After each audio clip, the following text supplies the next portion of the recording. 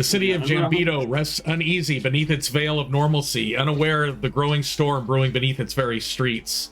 What began as a simple bandit investigation has unraveled into something far more sinister. The Red Runners, once thought of as little more than a well-organized thieves guild, have revealed their true allegiances, ties to infernal forces, a growing network of assassins, and now a vision of a ritual on the brink of completion. The party has emerged from the depths of the Red Runners' hideout, bloodied but victorious, only to face the hard truth. One of their most dangerous foes has escaped. The assassin in black armor vanished through a teleportation signal, leaving behind unanswered questions and unfinished business. But worse still, a glimpse through a scrying orb revealed the ritual sacrifice of a bound City Watch officer. The cult of Asmodeus is not merely plotting in the shadows, they are acting.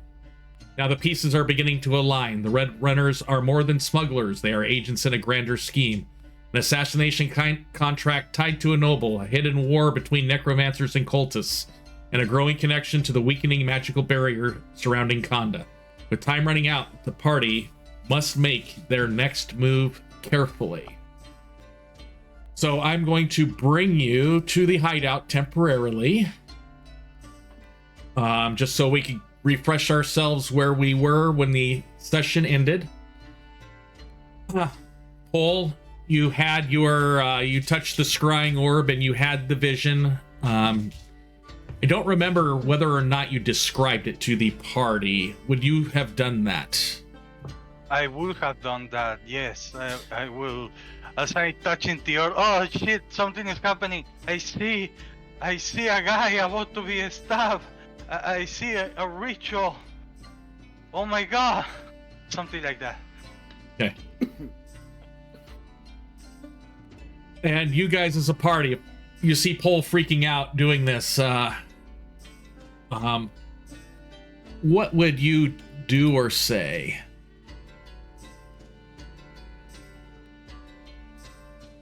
I'm probably just asking Paul to recount it in just as much detail as possible. I have my journal ready. I would do the same for sure. I'm gonna I recount what I see. So we will recall what you saw. Do it this way.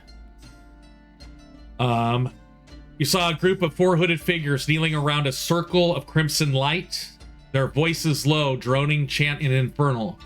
A fifth figure stands in the center, a dagger in one hand, an obsidian chalice in the other, preparing a blood sacrifice. The captive, a frail, terrified City Watch officer, is bound, gagged, his eyes darting around in panic. The ritual leader, a figure clad in dark crimson robes with silver etchings, speaks in a voice both sultry and commanding. The Lord of Contracts watches. By blood and will, we call forth his gaze. You see the dagger rising. The captive struggles, a final moment before the blade. The vision shudders. From the shadow, a pair of glowing red eyes snap open. A hulking armored figure, wreathed in black flame, steps forward.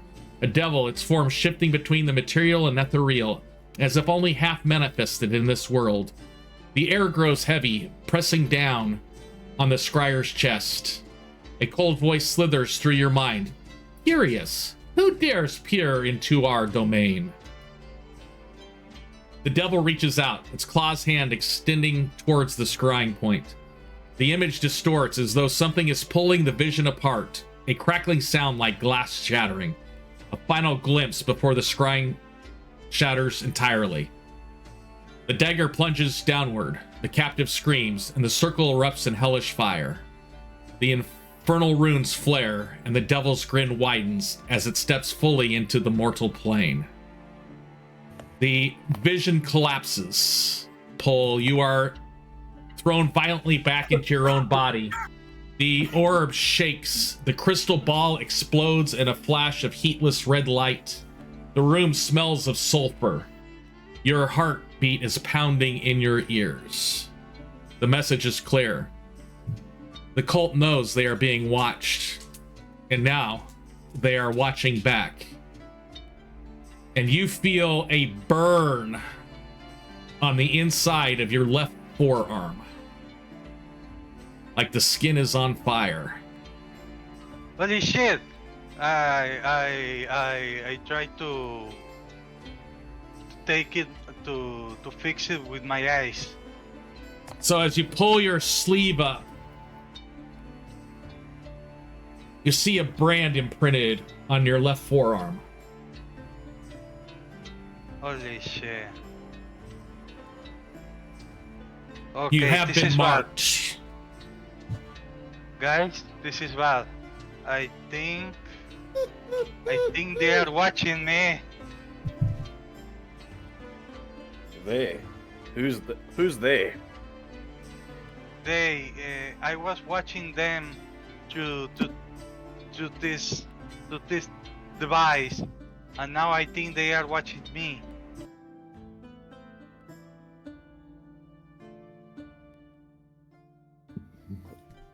My presence in a room cannot be trusted. I think that. I don't know if that was what is going on. But I had a couple of theories in my mind. Or that be mine for death, like I need to be sacrificed to invoke a demon, or I'm being a scribe right now. Like I was watching them. Can I make some kind of check to see what's happening to him right now? Now that this is Yeah, over? please. Yes. You may Yes, just please. do a generic basic action recall knowledge check. Make sure you don't have anything targeted. Let me oops, I need to do something for you guys. Shift Control H. And we're gonna do this. Okay.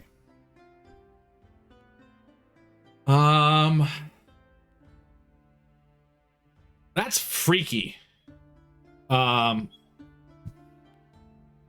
You recognize the symbol as one of the symbols that was on the curtains in a few rooms back.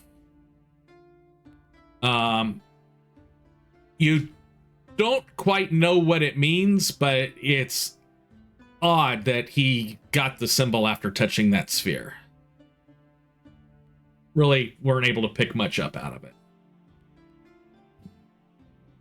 Well, I think we're gonna have to ask an actual cleric about this. But Yes, the rest of please. you, do not touch. Got it?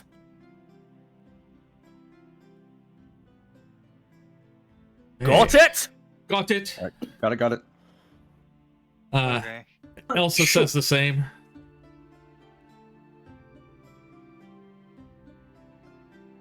Okay.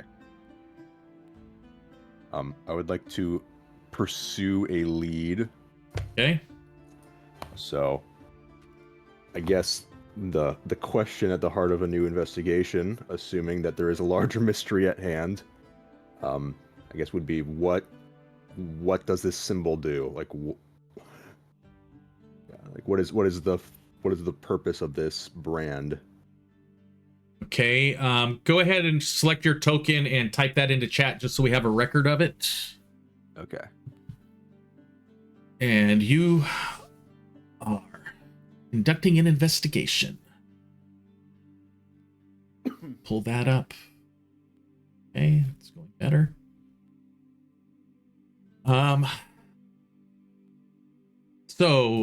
We did. There are two books that are permanently mounted on those two, the table and the pedestal there. You guys picked up information. And you have one last door. It appears in this hideout to open. Yeah, And let's open it. But I remember if I remember what is the purpose of the ground? Yep. That's just me making a note. That's the question related to this Oh. investigation. Okay. If I remember correctly, that door is to the exit. Maybe for the cleric. running to a cleric to save me. Hey, I think we should probably prioritize that. We don't want to put you in too much danger. Thank you. Let's head back up, report what we found, and then we can continue on afterwards.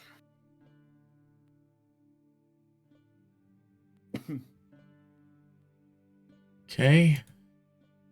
Also, we need to report back what we saw, and that they are working with Asmodeus, I trying to swear summon demons.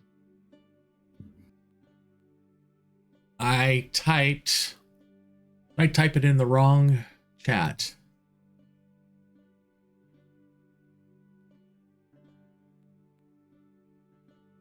I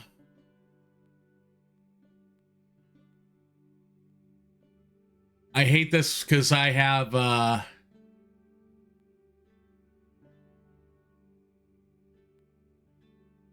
like I can see something highlighted and then I type and I accidentally send stuff to the wrong person.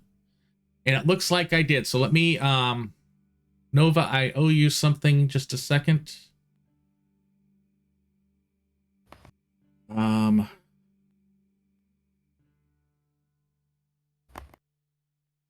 For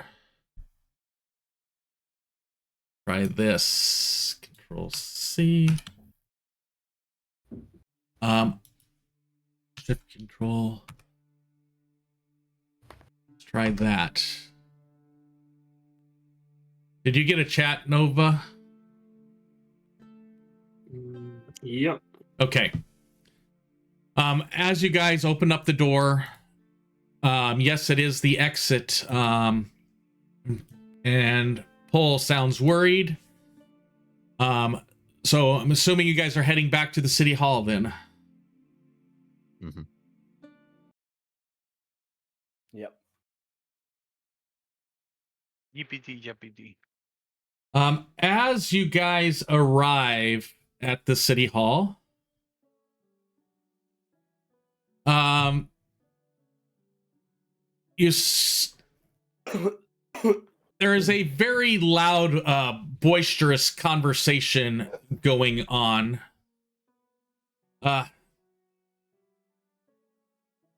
You hear Brain talking to this cat folk. This one's got a mouth on him, that's for sure. Claimed he could walk through walls and erase his debts when we caught him trying to pull a fast one on a noble. Normally I'd let him rot for a few days, but he seems to know a thing or two about the underbelly of Jambito. If you let... seems to be that the City Watch has detained this catfolk, and he's talking to the Chief Magistrate is talking to I call lies and slander. Varick. I'm an honest cat. So, Gesture, can you please describe what the party sees there in as you're being questioned by Thrain Ironfist?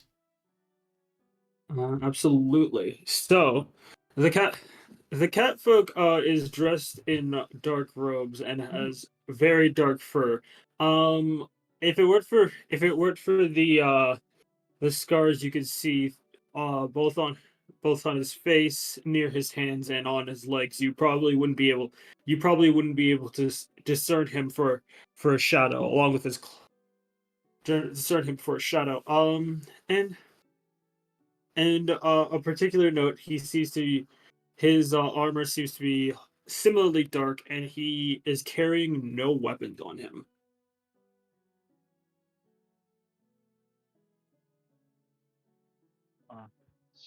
So Thrain goes, explain why you're skulking about then. What's the problem? Why should my watch, why do you... Explain why we shouldn't throw you in the cells for a week.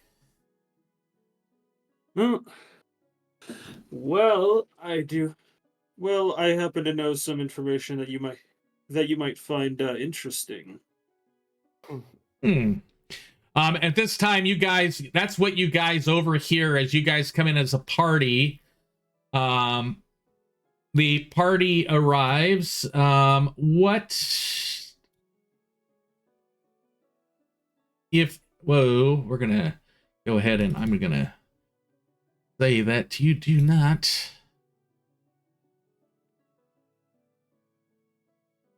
We're going to do that. We're going to do that. And we're going to unlight your torch. Kale and Nova have arrived.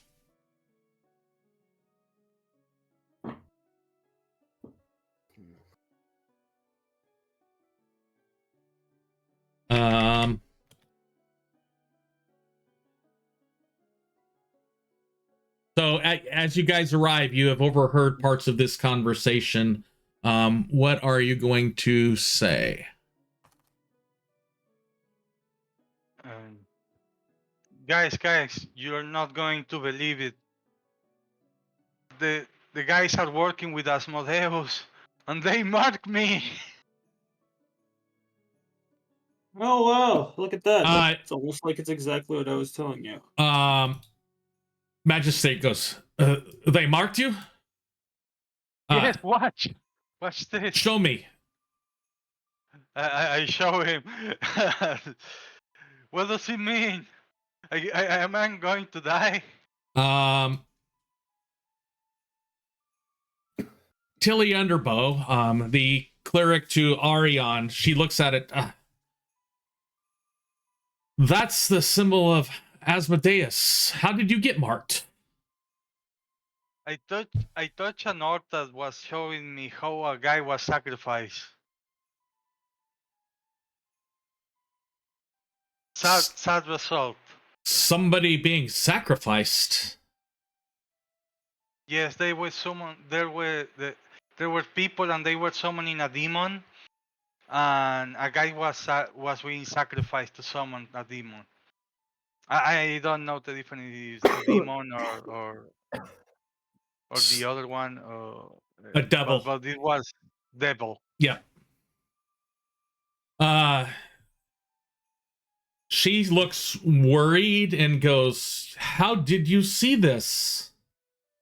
It was an orb. There was kind of an orb that it blew up. So I cannot recreate the scene, but she walks over next to you and asks if she may touch the symbol on your arm. I mean, you can heal me. She reaches her hand down and you see a glow appear around her and then over her hand, and your arm starts to glow with this. The burn starts to go away. Oh, nice. She removes her hand. The symbol is no longer glowing, but there's still the faint remnants of a burn scar on your forearm. Oh. She goes, it seems that you are actively being tracked. If that ever glows again, come back immediately, because I've done what I can for now. I will conduct research to see if there's any way to totally get rid of that token. At which time, Thrain goes, I don't trust any of you. Show me your arms. Okay. You can already see mine. So those that are there, Malith, do you show your forearms? Yes. He's looks at them, no problem. Nova. Mm-hmm. Okay, looks, no issues. Pole, they've already seen your arms. Thorak, yep, he could already see your arms. Yeah, Kale. I have no choice. Kale pulls up his right arm sleeve, pulls up his left arm sleeve, and jumps back, pulling his rapier. as you see the double R's for the Red Runners tattooed on his left forearms. Get him now! And Oh, what the fuck? the city watch that's guarding the doors here rush up, grab Kale, disarm him, and pull him away from the rest of the party. All this day. Oh, Treachery! There it goes. Send him to the stocks until we can figure out what's going on here. And with that, Kale is taken off in shackles from the city hall room.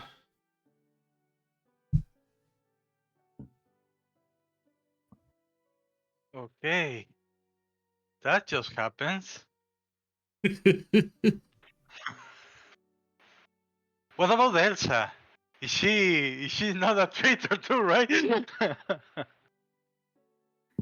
hope no. She will kill me.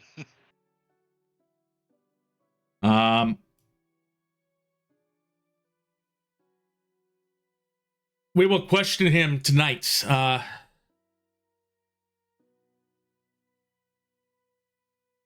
You four. Speaking of which. Huh.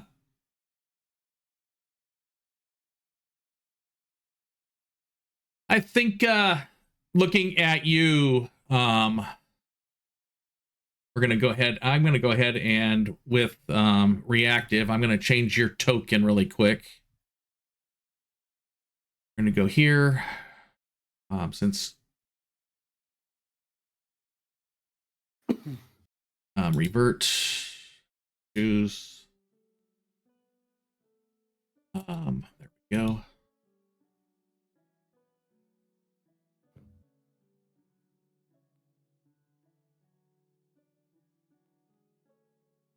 Fix this. One more.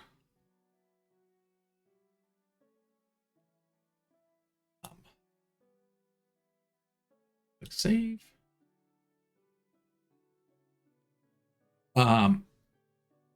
Pointing at you, Jesser, and the rest of the party. Well, Jesser, normally I'd let you rot for a few days, but you really know a thing or two about this underbelly of Jambito. You lot. You think you could keep him in check? Sure.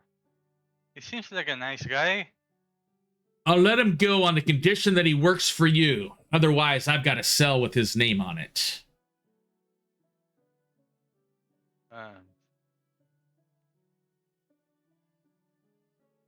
Sure. I mean, we can work together. Okay. Nova, I'm giving you some backstory right now of what was going on with your arrest.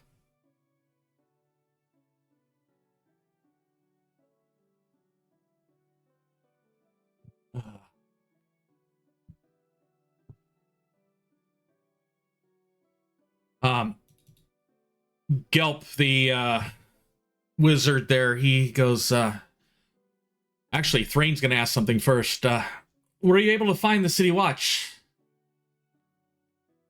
No, but sorry, you first.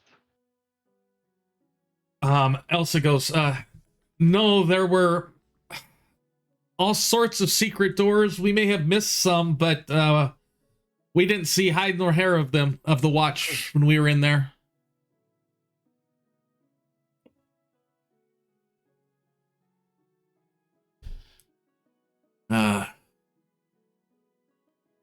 You find anything besides this orb you talk about? Was there anything useful that you found in there? Anything that I don't see bandits and devil worshippers being together. That's odd. And Tilly says the same. Yeah, that's not the typical combination that we see here. Yeah. What about demons? And I show a sketch of the symbol of Orcus.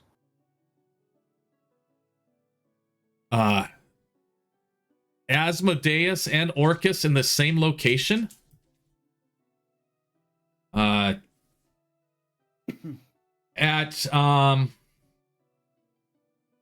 Need to call in some of our... This is just...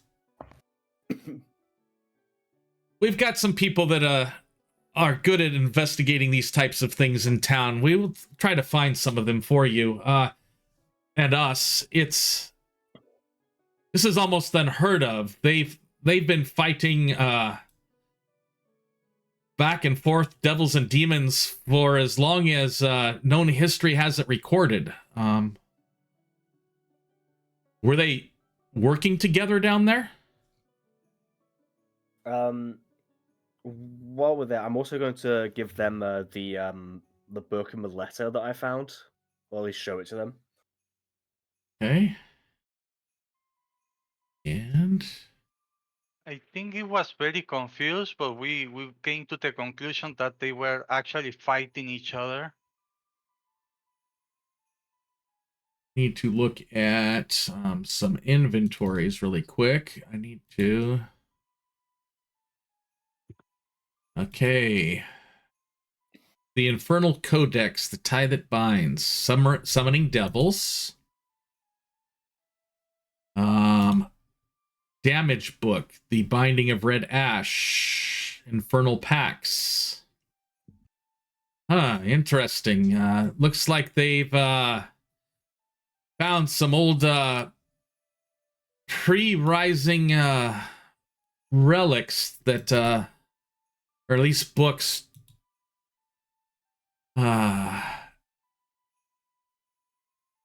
for infernal contracts and binding of devils.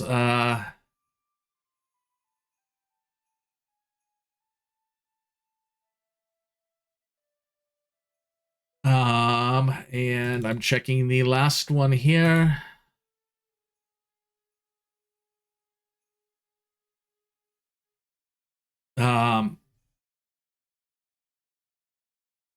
So Nova, do you show them your books? Yes, of course. Okay, we are going to... I'm going to click edit. I'm not going to do it that way. You're going to do it this way.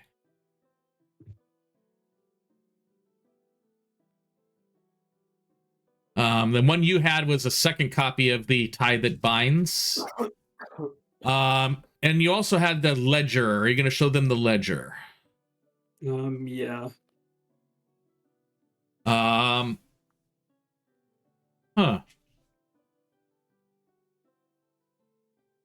Interesting.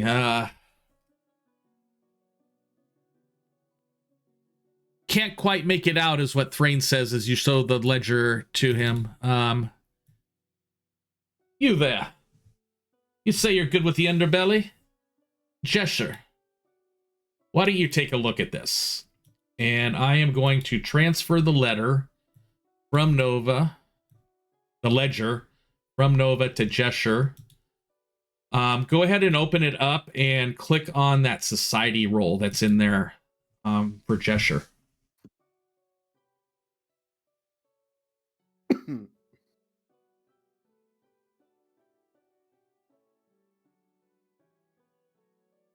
Alright.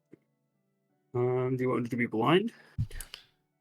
No, it's a DC 20. You can tell. Oh yeah, I forgot. Yeah. Okay. I'm gonna expend my clue in. I'm giving them a +1 circumstance bonus. You could also just I probably should just reroll this. I'm not gonna lie. Yep.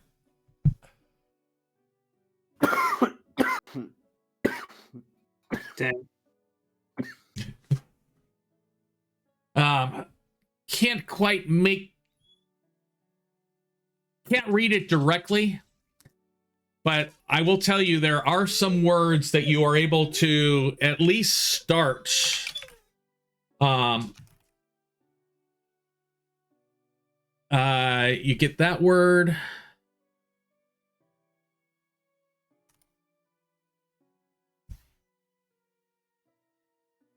And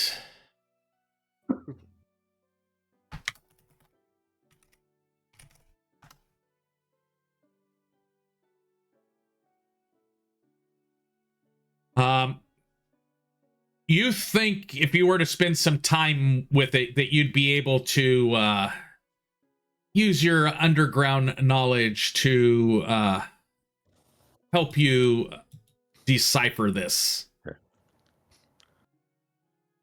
Well, I am proficient in society and underworld lore. So I'd like you to actually...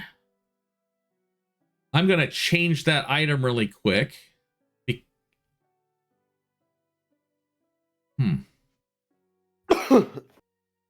Society, who said that one? Malith. Yeah, I'm proficient in society and I also have underworld lore. Why don't you take a look at it?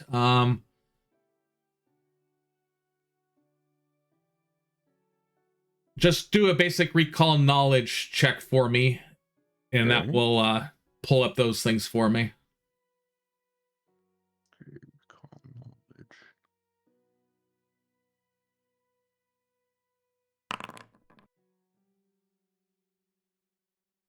Ooh, yeah. Society. Yep.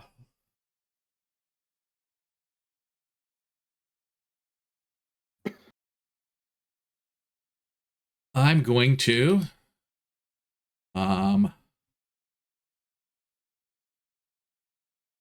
between you and the gesture, gesture, because gesture is familiar, kind of like you, with some of the things, you're able to actually fully make it out. So I am going to let's go here, right click, show, and we're gonna call you observers there and show players. This will show up in the journal entries, but it is a well-worn black leather bound ledger containing names, dates, payments, and short descriptions of completed or pending contracts. And you are able to figure out the key information for 15 of the items that are on there.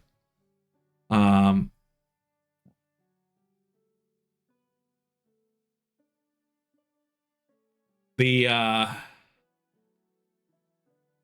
using the, looks like they're using the pre-rising calendar, where 2323 would have been last year, or 211 in the post-rising calendar. 2324 is the current year.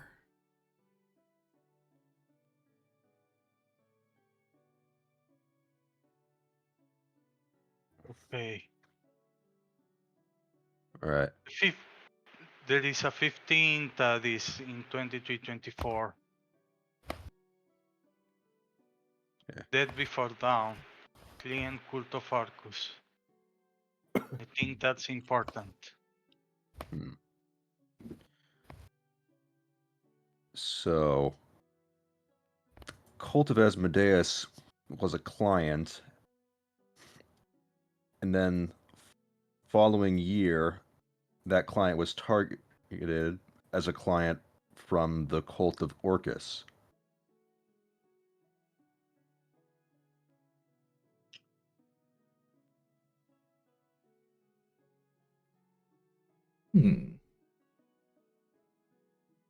Seems like the Red Runners aren't much for loyalty.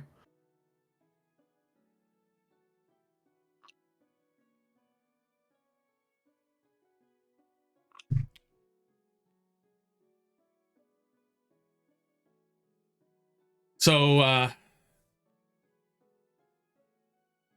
there is a date in there that looks very foreboding.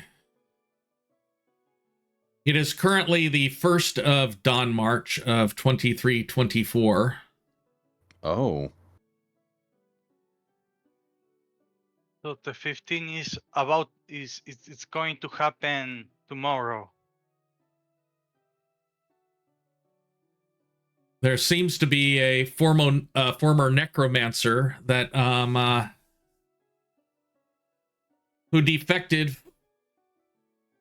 from the cult of Orcus. Based off of what you guys saw in the hideouts,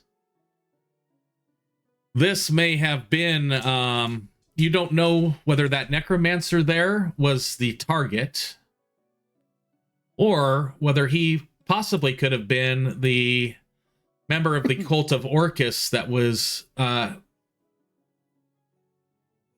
making this hit.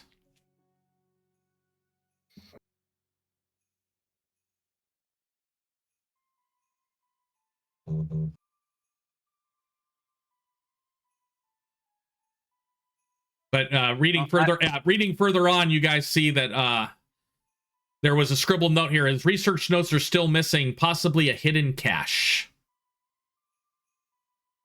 So it looks like a member of Orcus defected, took some notes, and disappeared. But in the future, we have some stuff that, for investigation purposes, Magistrate Varric asked to look at it really quick. He just does a quick scan of it. And he's worried. Particularly about a couple of names that he sees on here. Thrain, we've got confirmation that the Red Runners are the ones that disappeared Professor Darath, as well as this one does not bode well. It seems like Lord Volmir is up for being assassinated. Thrain looks at the same thing. I can double click that. Well,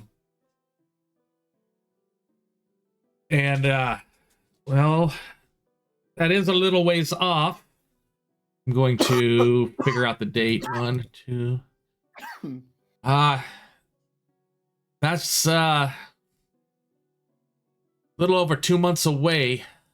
We'll have to warn him and provide protection. Chief Magistrate Varric says, good work on what you've found so far. Take your time. Get some rest tonight.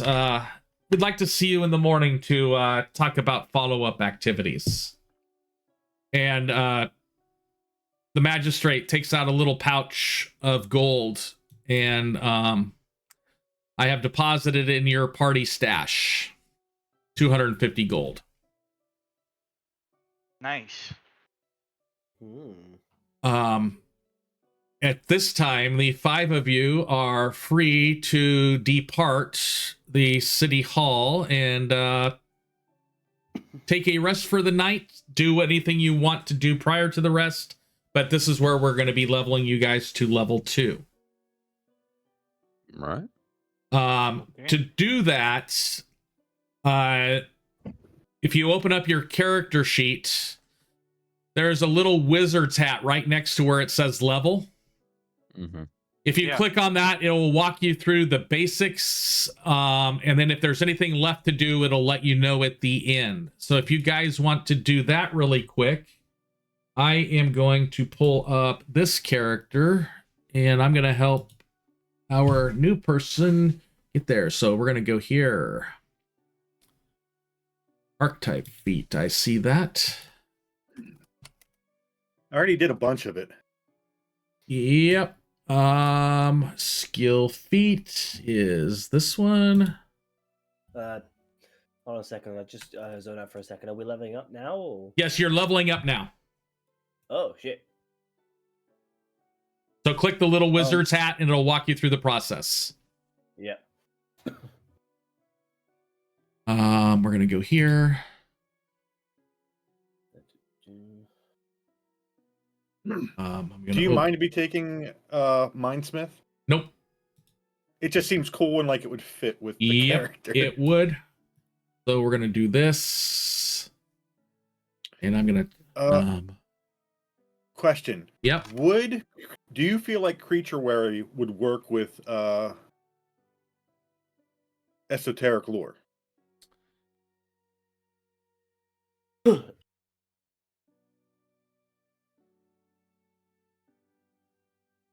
One, two. Let me look at.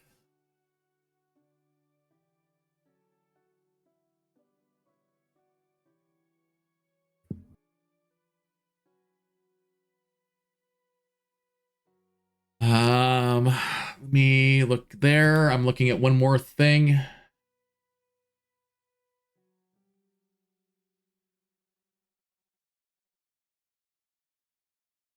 Skills.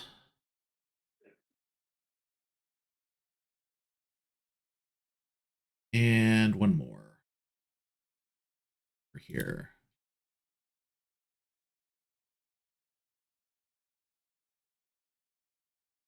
Yes, it would.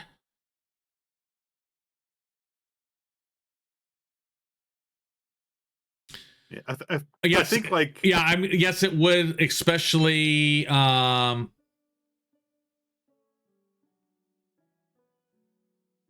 yes, it will. It's kind of all the creatures lore. Yes, and it. So creature wary, you roll for initiative during encounter with a creature whose lore you are trained in, and you are aware of the creature. So for the purposes of creature wary, I am going to type into your chat what I would consider the free action bonus for that. So that there's still a little bit of secrets in our thing.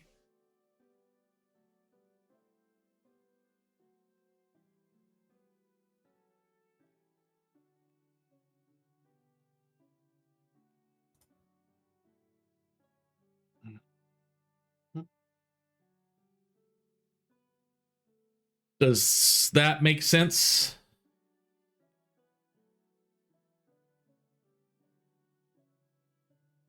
Ouch. It wouldn't apply to anything else.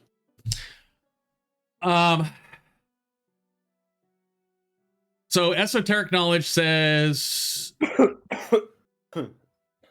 you become trained in esoteric lore, a special lore that can be used to recall knowledge regarding haunts, curses, and creatures of any type. Yeah, it'll be work for any creature, I guess. I guess a creature is anything that's not accepted as a sentient being. So Or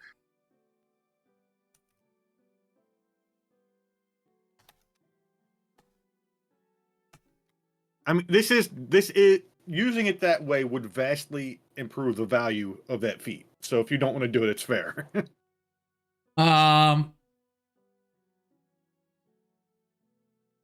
So creatures have 27 subcategories. So I guess it does say every creature. It's ridiculous. I'm cool with taking a different skill feat because that does blow it out. Yeah. Or you could take it with the restrictions I put on there in chat. I think I'll take a different one. Okay. The only reason, because I don't think my perception is going to be that bad. The only reason it was appealing is because for a thaumaturge, it would be kind of broken. Yeah, that would break it really bad. I'm gonna get the rest of your stuff in here really quick. Anybody have any questions on their level up so far? Nope. I hear a dog that needs love. Yes. I'm gonna get the rest of our Nightclar's stuff in his character sheet, and then we'll consider this like a break. But I'm gonna leave the game. I'm gonna leave the game unpaused so you guys can do stuff. Oh, I see. You've already got some stuff in there. We're gonna delete that one. Most of it. Yeah, I've got a quick, easy way to drag stuff in for what I gave everybody for starting. Ba-da-boom. Ba-ba-ba. Ba-da-da-ba. Ba-ba-ba-ba. Knock. Rations.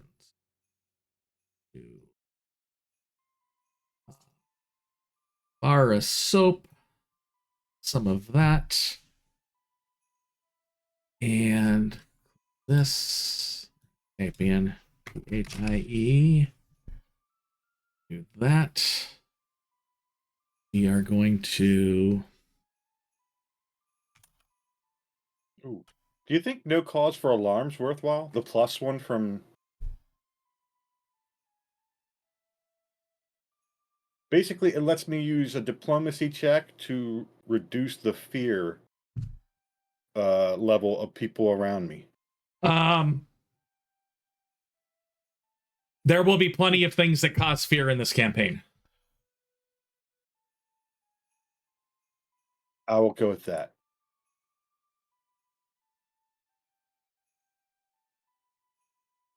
Should I put it in, or you want me to let you do it?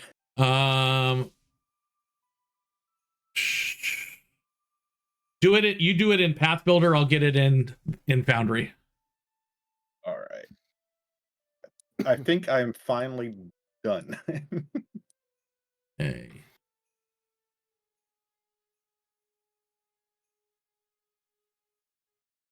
Save to make sure it shows. Right. Refresh there. Hit connect, and I'm going to go down to ins. I think it was the first one.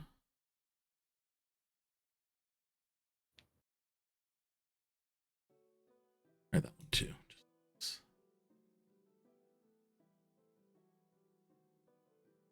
Not that one. Yeah, so what skill feat are you going to do instead of Creech, instead of I did save it. It's no cause for alarm plus from the okay. The add-ons you did. Yep.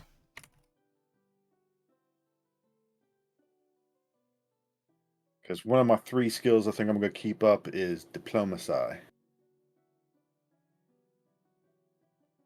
There we go. Just took a while for it to show up there for me. So I've got that in there. So check your character's inventory in Foundry. Oh, crap.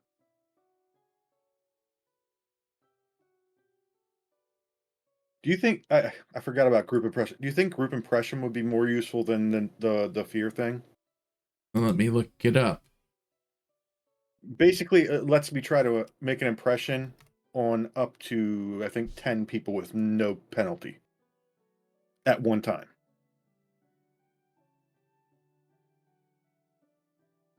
It's a purely social thing. Let me look at Maleth.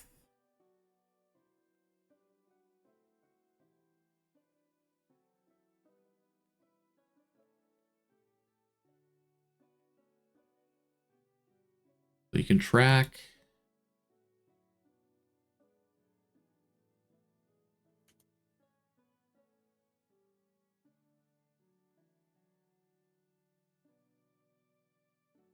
That would help with role-playing stuff. The one that's currently in there would help with combat Not stuff. dying. I'll get the other one later. So which one are you going to do first, the group or the no cause? No cause for alarm. Okay, so your character sheet should be good. I'm going to go ahead and click the, let me look here. Pole is at level 2. Thorac. So it looks like everybody, 1, 2, 3, 4, 5. So I'm going to bring this one up here. I'm going to take a quick break to get those, the puppies outside to go to the bathroom. And then we'll come back in. We'll continue after your long rest. Mm-hmm.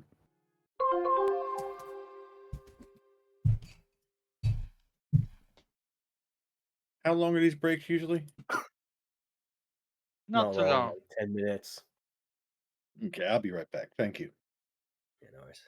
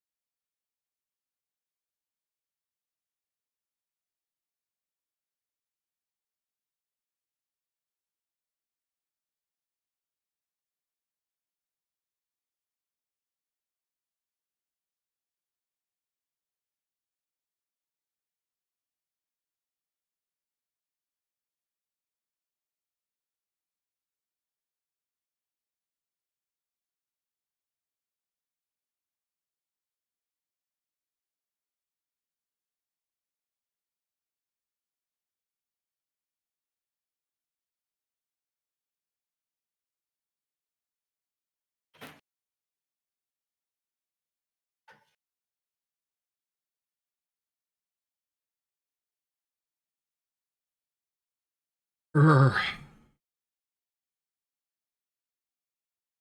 go ahead. That one.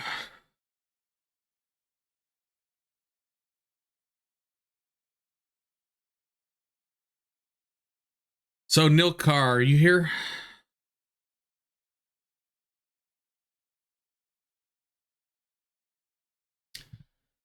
Yet.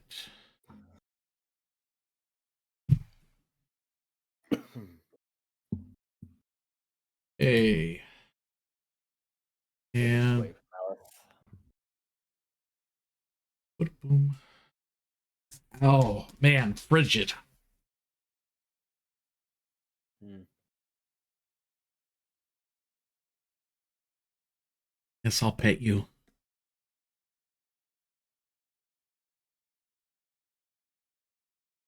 Your carpet.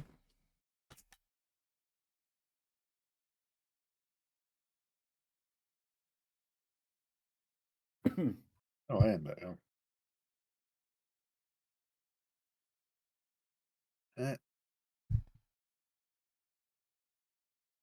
They made the Mindsmith weapon a little weak, but the idea is just so cool and fitting that I'm glad I'm using it.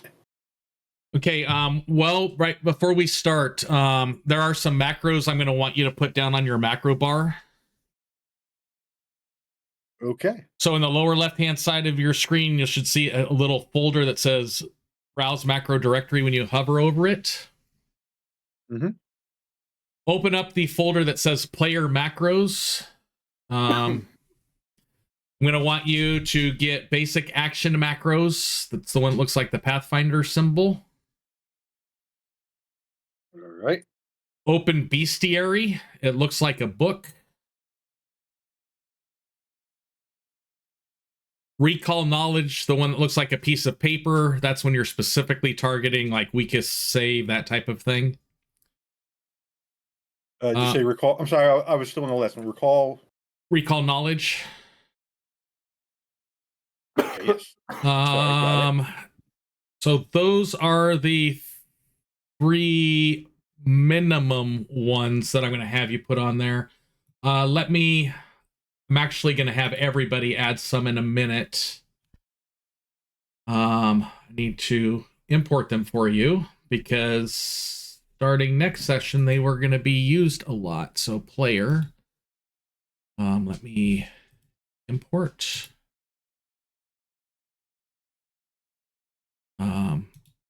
Import.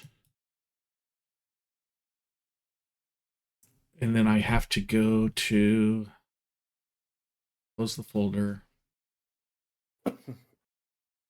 drag it up. And you have the sword. Come on, go up. Don't have those. Player. And I have to give you guys ownership of those two.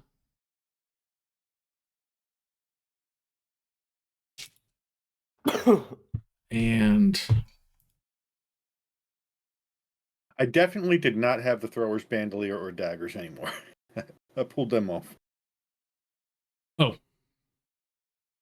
got it. There are 2 other macros. So everybody, it looks like everybody's back. If you guys open the macro folder for player macros, there's 2 more macros I'm going to want you to put on your macro bar. One is break lock. The other one is pick lock. Oh, I also don't have the thieves tools because I don't have thievery anymore. Where are these macros again? So there, if you the lower left-hand side of the screen, you'll see a little file folder. Click that, open that, and then open up the folder that says Player Macros. Ah, yeah. Break lock. And pick lock. Pick lock.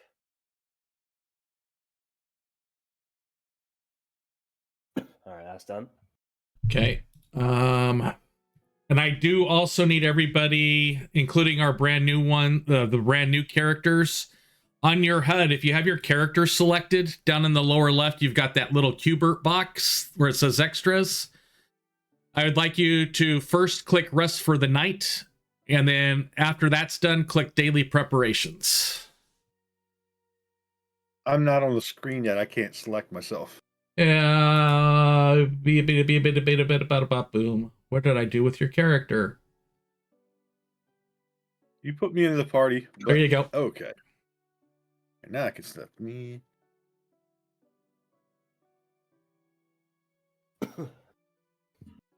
When you say Kubert symbol, do you mean the That's actual little the thing? three little boxes. It says extras. So on the lower left-hand side, if you have your character selected, Oh, lower there left. it is. Okay. Yep. To me, it looks I like thought the that's what Kubert you meant. video game. That's, Absolutely. I wasn't seeing it. yep. Rest I- for the night. I did the thing. Okay. Paul, make sure you're at full hit points. I am. Okay. I am well rested, full hit points. Okay. Yeah, because if you weren't already, you guys would have done the little healing stuff you would have needed to do to make sure everybody was at full hit points at the end of the night. And we get my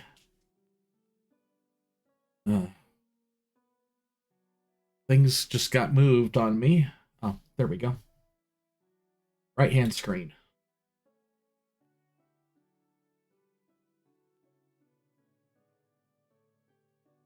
Middle screen. There we go.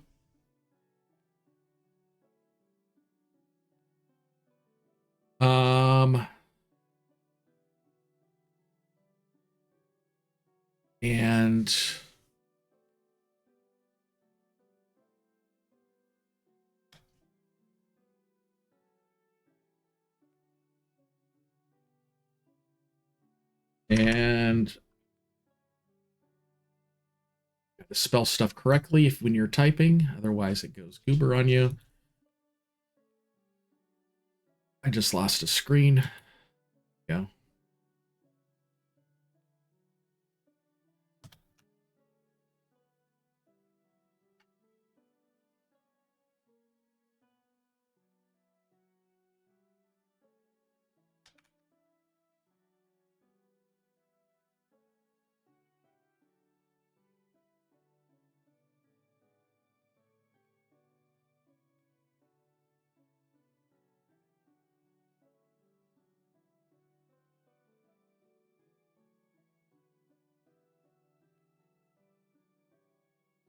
Okay.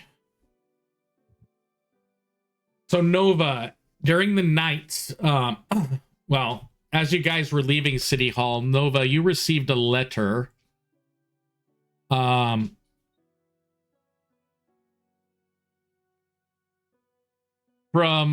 Archmage Gary Ter.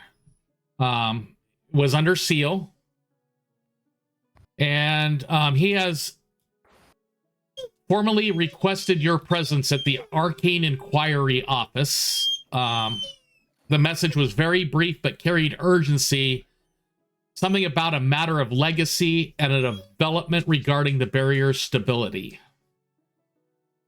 And I'm going to put that in chat just for lore reasons why Nova would not be there in the morning.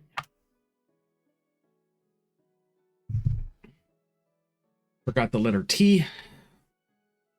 That's okay. As you were heading out, would you have and read the letter? Would Nova had said anything to the party? Nova would have probably at the very least written a note. Okay. And well, that's what we'll do is we'll say there's a note left at the city hall at the magistrate's office in the morning. And it looks like we are now good to go. I have one more cut and paste to give to somebody. And then we will have a full party again. Yay. We actually have charisma. Oh, how I've missed this. My character does anyway. So let's go here.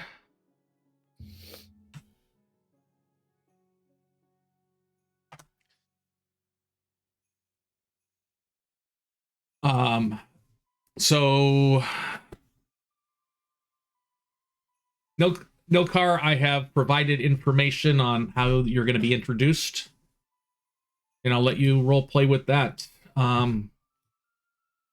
As you guys arrive to the city hall in the morning, the first one to meet you is Tilly. And she goes, "Hello, may I see your arm again?" Yes, of course. And I show my arm. Again, you see the bright glow surrounding her and her hand on your arm that this time it feels like pins and needles where the symbol was. You see her eyes close, and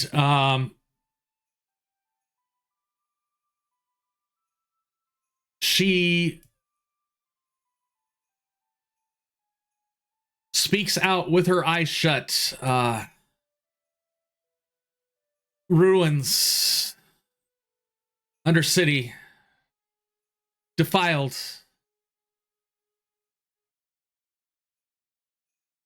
Asmodeus. Ah, got it. Her eyes snap open. The glow disappears from her.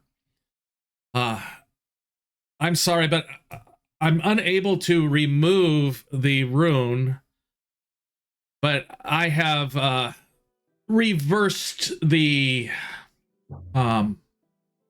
what was being done. I was able to get more information about this thing that you saw. I believe it was from one of the underground ruin crypts from the pre-Rising era.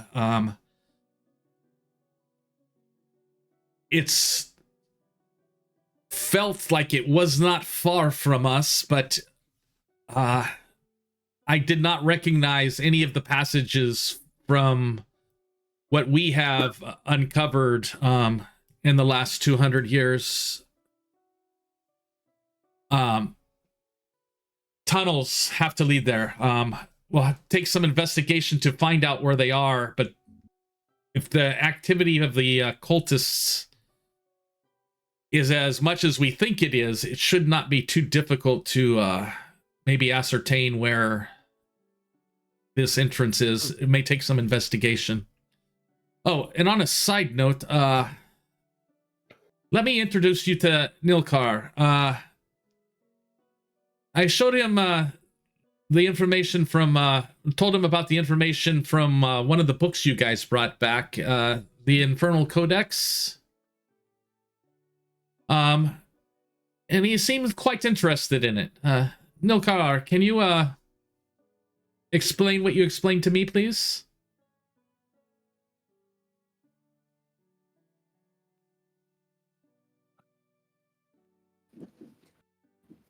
I'm sorry, you lost me. There's a note in there in chat that I gave to you one-on-one. Oh, that's okay. Yep. I read it, but I was a little confused about it. Yes. All right. Let me reread it to Yeah, it's just the last two sentences that are there.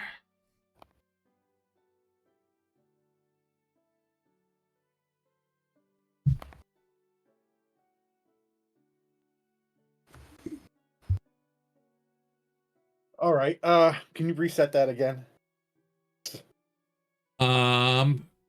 Should be in your regular. No, not that. What the character? She goes. The Infernal Codex. I showed it to one of our associates that likes to dabble in some of this esoteric knowledge, and they seemed highly interested in it. Let me introduce you to Nilkar, and first off, let's just explain what they see as she points you out. Yeah. Yes, the better looking cat person.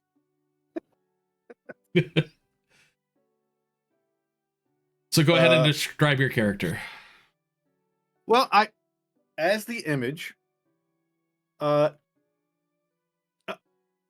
he's fully dressed, but you can still tell that it's a lean figure, about average height, nearly absurd amount of pouches and pockets strewed about him. Dangling from his left hand is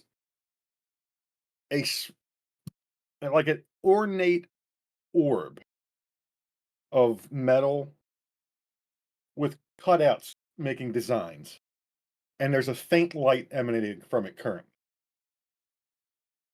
On his right forearm, over his leather armor, is a plain metal bracer with similar cutouts, but you can tell it's lower quality than the actual light hanging from his left hand.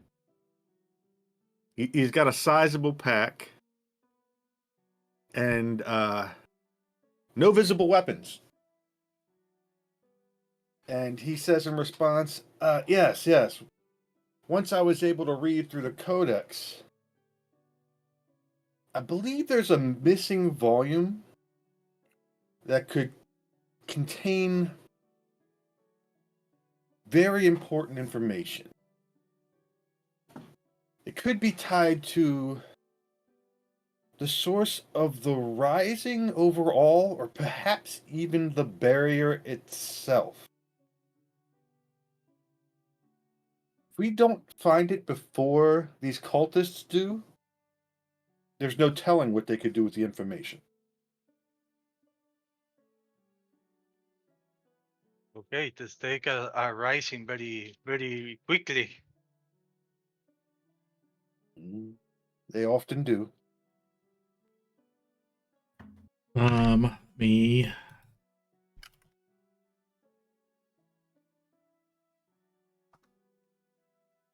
So, Jester, I just sent you a whisper.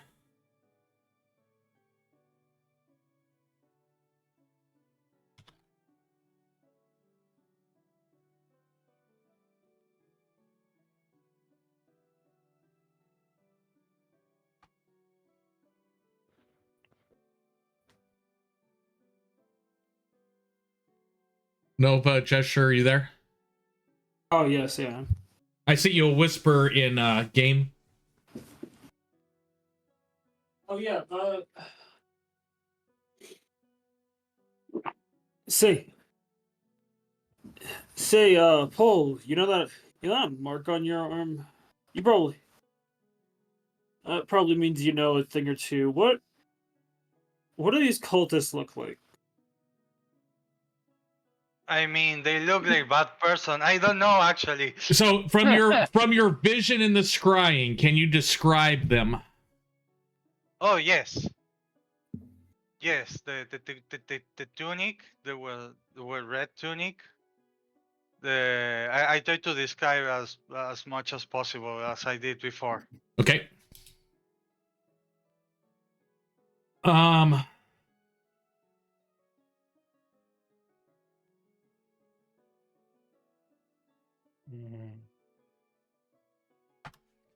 And I sent you one more little message.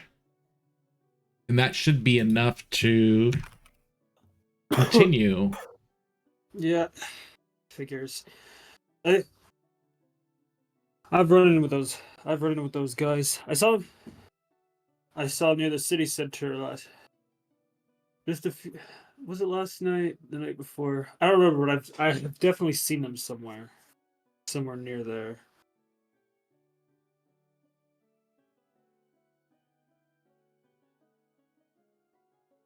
If you think you know their location, we follow you like right now. This is super urgent. All right.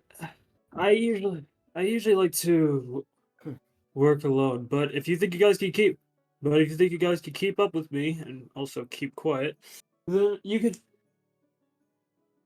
can follow me. And then Thrain goes, you are no longer working alone. You want to work alone? You could work alone in the cell. Like I said last night, I need you you to assist them. That would be the only way that you maintain your freedom presently. Yeah, I get it. All right, come on. We're burning daylight. Yeah, you're right. Let's go. All right, no time like the present.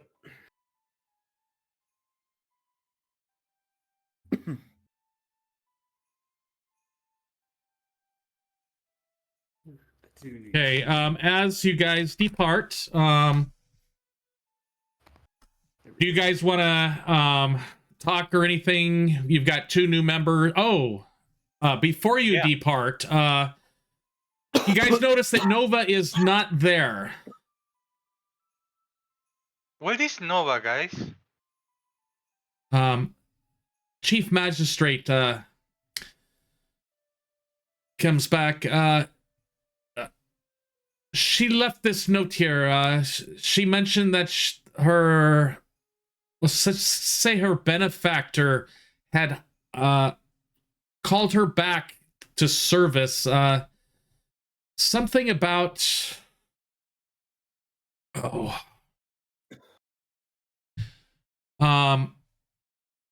being needed. Here's the note that she left, and it says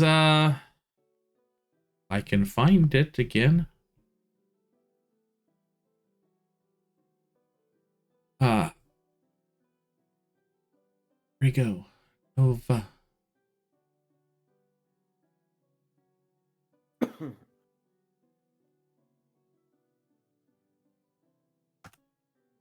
And again, I type stuff in where I think I type it, and it disappears. Her adoptive father / trainer needs her to do some research on some artifact, and it's very important. She says she's sorry, but she needs to go because it sounded like her adoptive father sounded worried. Maybe we shall meet again. I hope so. Damn, she did not even have time to say goodbye. Just a note. Okay. It must have been hard.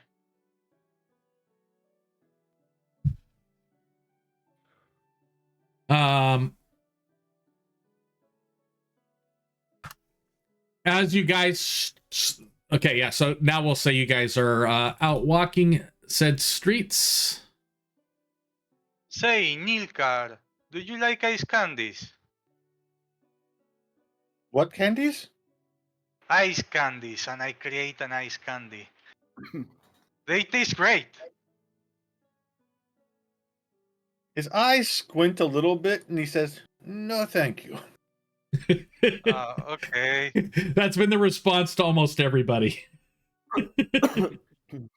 More for me. Hey, I don't know if you can play it.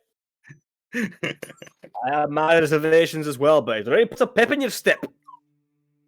When you need it, you're gonna ask for it. So, you two, I gotta be asking, what's your choice of weapon, let's say? Yeah, I'm kinda curious about that too. Oh. Nilkar raises his right hand, and his claws come out, but they're not particularly impressive. They're about average for his people. And a moment later, a semi-translucent, blue-tinged glove appears over his hand, protruding much larger claws. I tend to use Wow. So you can change the shape of your claws. no, it's not really my claws. It's something else entirely. Wow. At first I was going to say we are of similar kin, but now I'm just confused. No, you see, I also look like I had no weapons, but I actually just use ice all the time. And I create an ice spear. I create an ice shield. I have ice floating around me. I can do all the stuff with this thing. You will see soon enough. Cool. And as for me, well, I learned a long time ago. You don't always need a weapon when you can simply be the weapon. Yeah, he beat up people pretty bad. In my experience, it's Well, less we're gonna about put the it weapon that and more simply, I about the suppose. target. So. As for me, don't worry about it. You'll see what my weapons are when we actually get into the battlefield. Oh, a show off. Yeah. Nilkar nods to the dwarf after his comment, and he flicks the claws together and they disappear.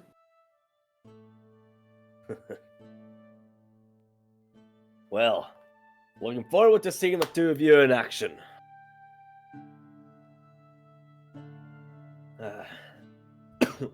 Yeah, I kinda excited to see what you guys can do. More importantly, we should take care of these red runners. Yeah. They, I still can't get through. They marked me. I look like I some kind of cultist if I show my forearm.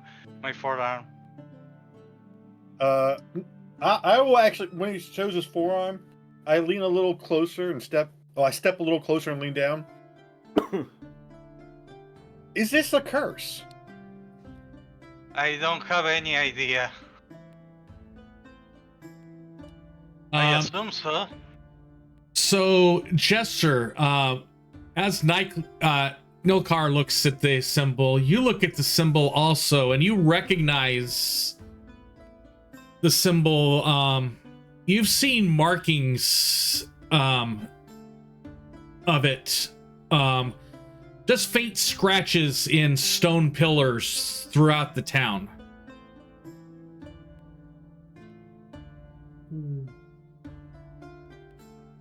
Looks familiar.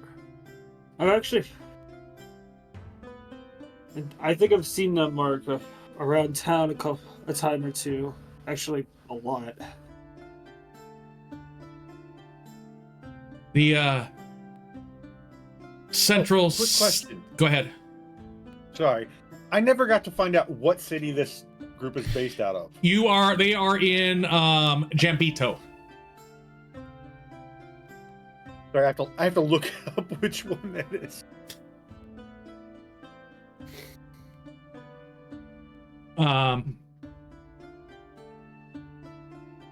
I'm probably from this island, so I actually have lore about this city.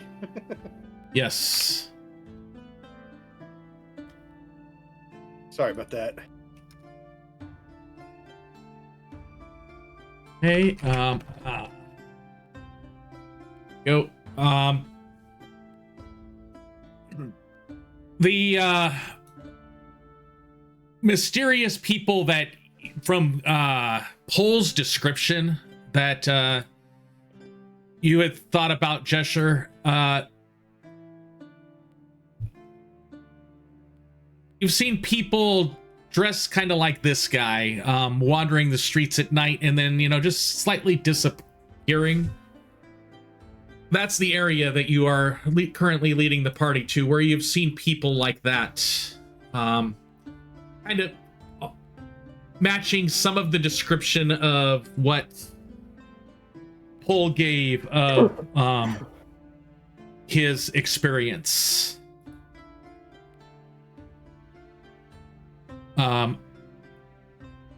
The city hall is kind of near the docks in Jambito, but as you approach the city center, it's alive with the pulse of commerce and conversation. Beneath the light of the early morning sun, you hear merchants calling out their wares from beneath colorful awnings, the scent of roasted spices and fresh seafood drifting in the air. You see towering stone buildings, their fronts etched with faded pre-rising engravings, standing silent in a witness to history. You see the banners of the various noble houses and merchant guilds fluttering in the breeze. Yet beneath this veneer of industry and prosperity, the city holds its secrets. You bring them through quieter alleys where the sun struggles to reach. Old archways lead to forgotten paths, their inscriptions barely visible beneath layers of dust and ivy. Doorways that seem ordinary to the untrained eye conceal passageways worn smooth by generations of footsteps. Though the streets are bustling and bright, those who know Jambito's true nature understand. There are places here where the past lingers just out of sight, waiting for the night to return.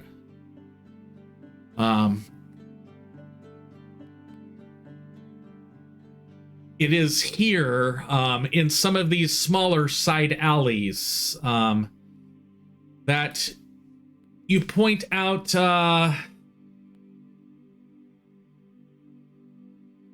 the same symbol that was on Pole's forearm, slightly etched in silver at the bottom of a stone pillar, where it appears to be the end of an alleyway.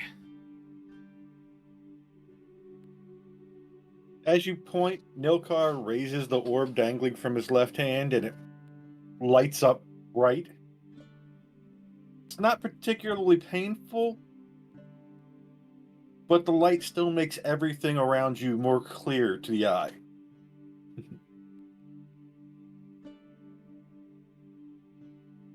Thanks. I also get free searches and stuff.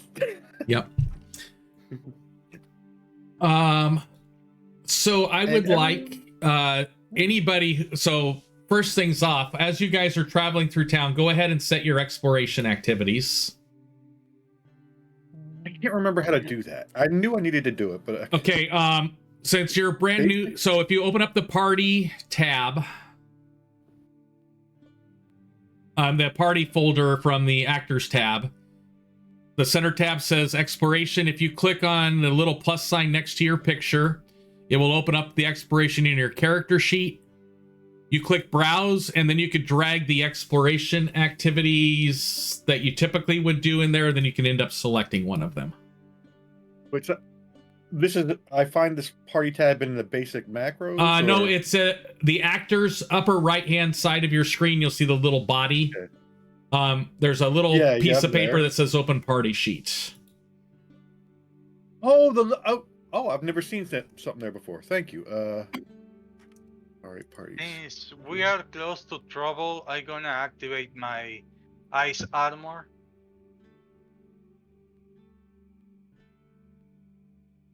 Okay. On my exploration activity, I can use defend or the scout. I'm gonna use a scout. Or somebody else want to use a scout. Scout. I could scout. Okay, I will use defendant then.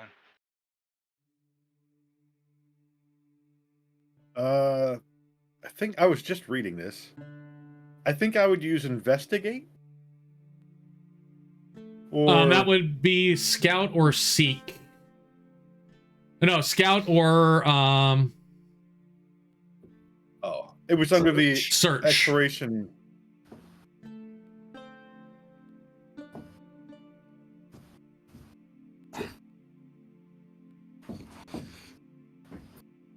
Oh, the book listed it as a different thing. I thought. I'm assuming the investigator will do search. Oh yeah, I can. Sorry, I'm running through it right now. Yeah, I can search too. Yeah. So sometimes he's going to want to track.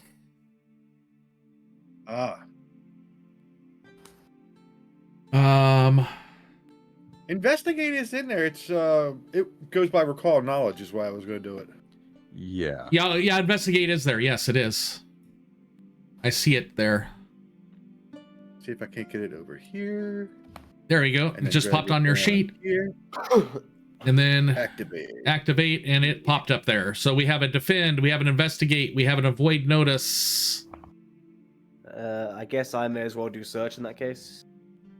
There's probably other people doing it, but you never know. Oh, if you're gonna search, then I will scout, or we have a scouter. I mean, I'm just I'll look at the skills. Party skills.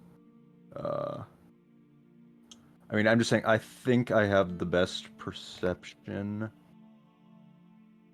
The scout is just a +1 to initiative. Yeah.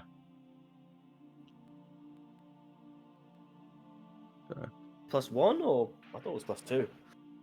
It's just a +1, I think. Yeah. So I definitely want to be searching, because that's perception. Yep. And Mallet. Thorak. It's not search. That's Thorak is searching also. Mhm. So on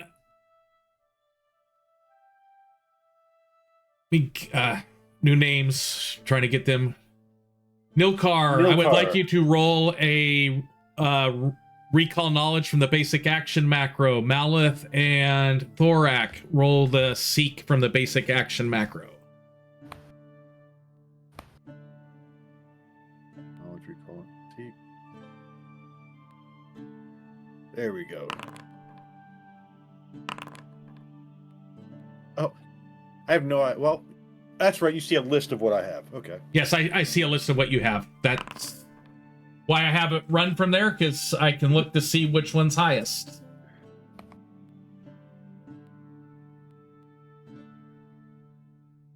You guys are starting off quite well today. Nice. Don't jinx it. You're gonna jinx it if you say that.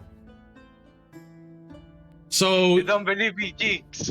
yes, your route takes you through the merchant district, where you pass by seemingly abandoned buildings, some of which still bear faded signs from businesses long since forgotten. You reach a weathered stone archway at the edge of an old courtyard. Its cracked facade. It's barely noticeable to those unfamiliar with its history. Here, you get names back up here. Nilkar, you find a specific pattern of an infernal script carved into the stone, appearing as nothing more than ancient graffiti to the passerby. You notice it because as you pass by, the stone briefly flickers with a dull red glow before shifting. As you walk by, it just catches your eye and you see that. As you point this out to the rest of your party, Thorak and Malith, both of you almost simultaneously see what appears to be stone that is worn next to this pillar. It appears that over years and years of use, that there perhaps is a secret door built into this pillar.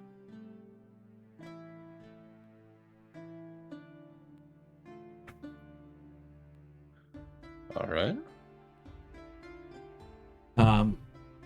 After I'm gonna advance the clock for a while because it would have taken you some time to search. And yes, I know your carapace is gonna fall off. We'll reapply it. Okay. You search around. Just on. So if you were to picture looking at the front of this pillar, it's got that little scratch mark down on the lower left. Just to the side of where that scratch mark is, you see what appears to be like the oily impression of where fingerprints were or have been touched in the past that are still present unlike anywhere else on this pillar. Thorak, your fingers, you feel something that appears to be some sort of button, or the stone almost feels like it wants to give in, where you could push a little bit of stone right there at the lower portion of the pillar.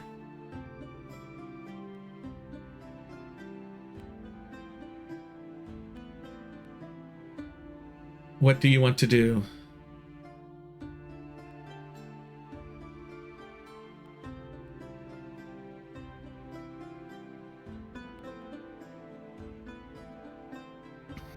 Correct. Sorry, I got distracted. What's going on? As you're investigating, you found what appears to be a button that you can press maybe on this pillar. You think it possibly is a secret. It might be the secret door. It's basically what it amounts to. All right, guys. Stand back. Either this opens a door, or something stabs us. Get ready for either. And I'm going to press it. Tell me. You press it. The stone appears to, where you press it, it kind of like releases a latch, and that whole front of that stone pillar is released, and you can turn it counterclockwise, and actually it appears that if you crack it open, it's very dark inside, but you appear to see some steps that lead directly from this pillar downward into the depths below the city.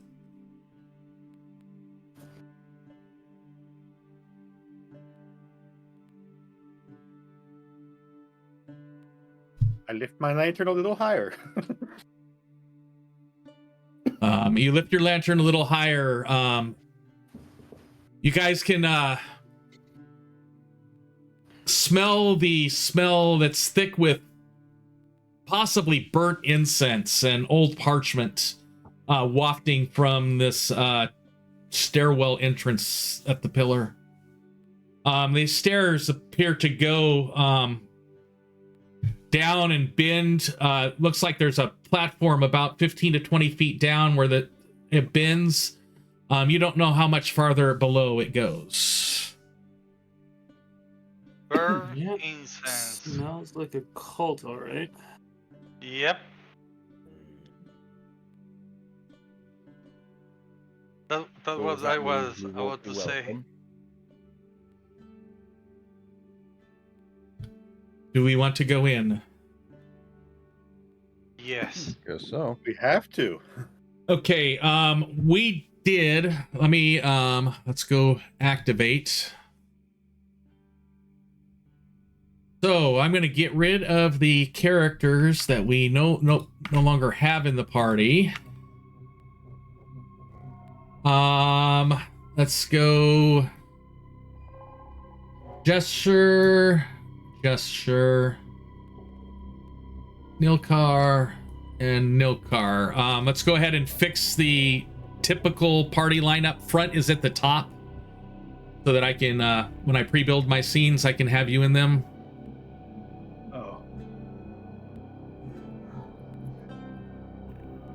Oh.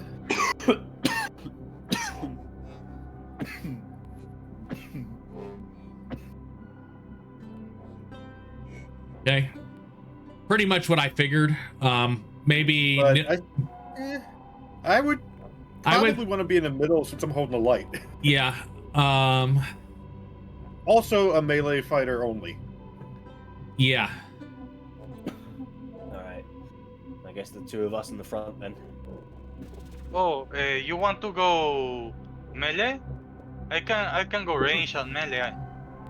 I have. Well, no, I was thinking about swapping with Nova, depending on what Nova does. It's Jester you- now. Or Jester now. Yeah. Oh, sorry. Jester's a frontliner. He doesn't actually need to be super far in front. He's pretty fast. Okay, that's pretty much the way I thought it would be set up. So, I'll take you back to this for a second while I make sure that's the way I do have it set up. So you guys are entering? Yep, sounds like it. Yep. I have no objection. I gotta figure out a voice for gesture because I'm just using my normal voice and I want it to sound a little bit different.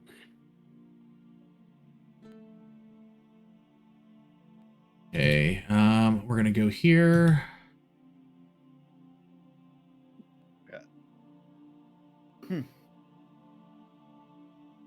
And if I go here,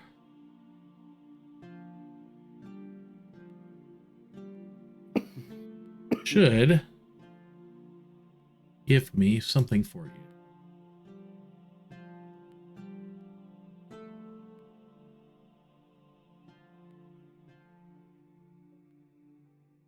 And now I need to fix it. Fix. Okay. We're gonna do that.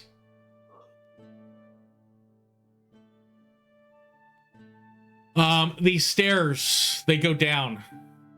You reach the first platform, and it turns to the right, and the stairs continue down. Seems like you're spiraling underneath yourself. You go through 4 landings, 5 landings. The stairwell, instead of going into stone like initially it was built with straight stonework, this appears to be more and more carved out of the very earth itself as the stairs continue down.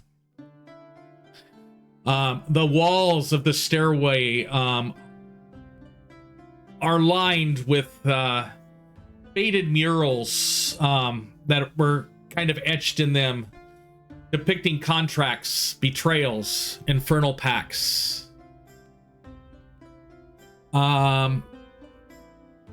Malith, roll a recall knowledge for me. Okay. And I would like the same from Nilkar.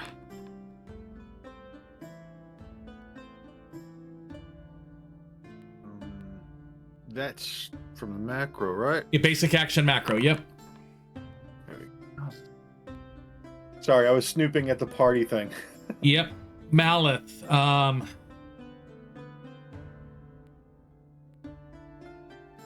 the symbology that you see here and the descriptions of what Pole mentioned after he touched the orb leads you to believe that you are going in the right direction to follow your investigation. This seems to be the right way. All right.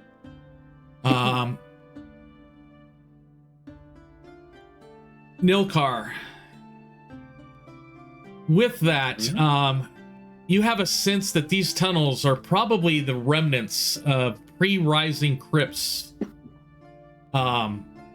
The direct sense of powers of Asmodeus down here, the contracts and betrayals and infernal pacts that are pictured, deals with the devil is what comes across to you. It excites you and it worries you. It excites you because of what can be down here that I can use. And it worries you that, hey, there's stuff from several hundred years ago down here, and they're talking about cultists and devils and bandits. Oh my. You make a final turn. You guys see a final archway. And above this arch, there is a plaque written in infernal, which is, for our purposes, the Scythionian language, And there is one of you that has that, and that would be Gesture. You look up and it reads, Fortune's favors the bound. And I will put that in chat for you.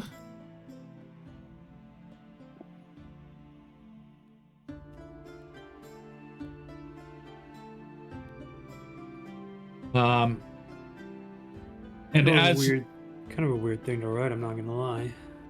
And as you see that, you are... I'm assuming that you have your light lit, Nilkar. Oh yes, absolutely. Oops. I accidentally still had another token out, so I'm going to take you back up here. Because I had Thorak on the map twice. I did notice for a split second I seemed rather isolated and grey. Like, Is there a guys, way I where'd you need go? Is there a way I need to activate my lantern, or is that just something... I did it for you. So on your character, if you double click to open your character sheet, on the actions tab at the top, it says light lantern implement. And I clicked that checkbox for you. So okay. That's how you can turn it on and off. All right. And does that automatically give people the bonus? Well, it wouldn't. Would it know if they're in range? Yes, it puts an aura around you that Sweet. I see an aura around you on the other map. So And there's the implement empowerment. Okay, good. Thank you. okay. So now that I only have one Thorak on the map, we'll click activate again. And Thorak, where you're standing is where that little plaque that I needed to click on gesture and click paste. Fortune favors the bound. And I need to see why that wall is doing something weird. Okay, I guess that's... if nobody else is bound, I guess it just means... me? I have a symbol that I want to be removed, but... I guess I bound. Paul, roll a recall knowledge check. Basic action macro.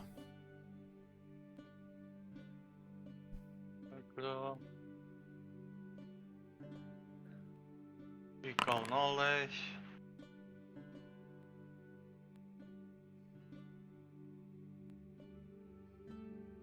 Does the fortune favors the bound or not?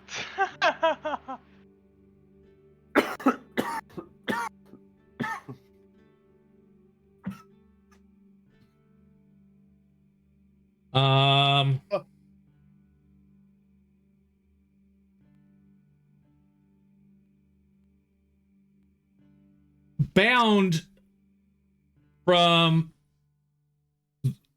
the interpretation of what do you want to call it?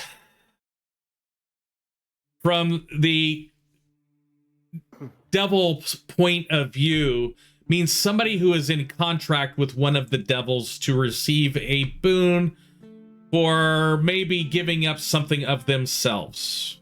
You don't necessarily feel that you have actually entered within a contract yet. Oh, okay. Good. So, how do we open this, guys? I have no idea. Who is smart? Smart people. Well, is there any obvious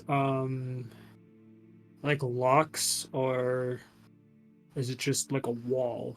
Oh no, that it's just there is no lock. There's no door. There's it looks like a bridge in front of you there, Thorak, to the northeast. You're just coming down the bottom of the stairs there.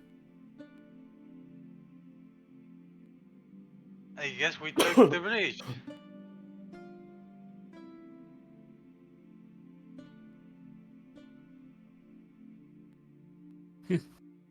Let's hope they didn't rig the bridge to fall whenever someone passed it. Good idea. Let's hope that does not happen.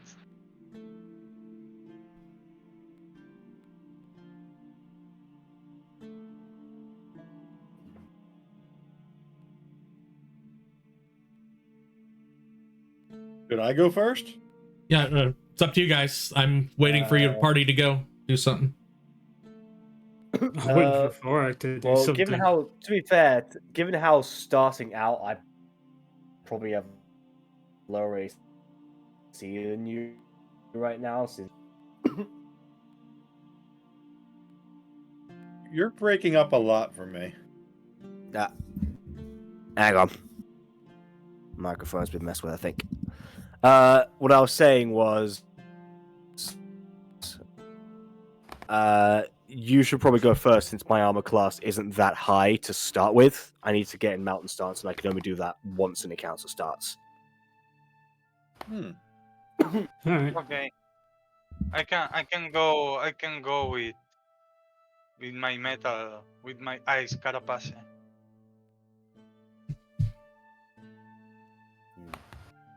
Okay.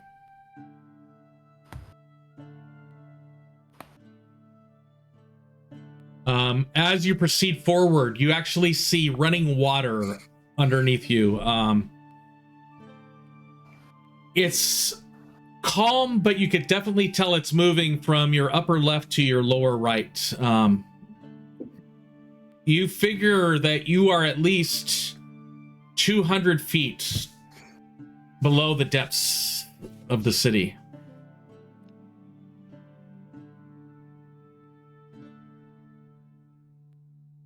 Okay.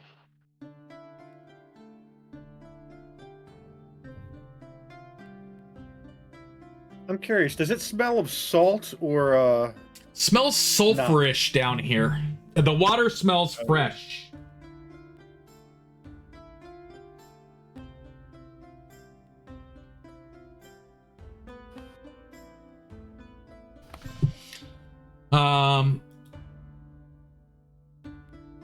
As you get to right where you guys are right now, the main passageway bends to the north. You do see a little side chute that goes down to your southwest.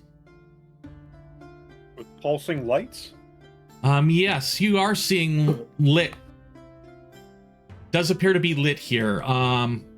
Let me go up here, click the sheet.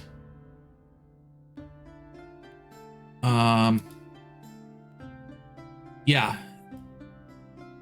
It's odd. You don't see fire, you don't see flame, but you do see pulsating lights.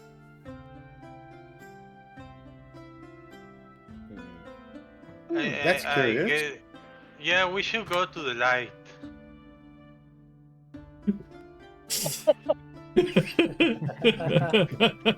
I mean, Go to a light at the end. I'm of a the tunnel. moth. Let me go to the light. Lamp, brother. I'm curious. That's some foreshadowing there, for Yes. Yeah. Well, you know what? You know what they say? Curiosity killed the cat, and look what two of our members happen to be. Let's not be too risky, shall we? So, real. the party members that are doing the search activity, again, Malith and Thorak, can you please roll a seek action? I'm always doing a search activity when my light's on. Sorta. Yeah.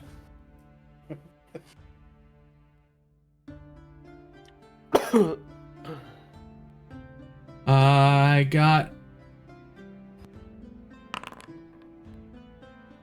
one, I got two. You guys are matching numbers. This is awesome.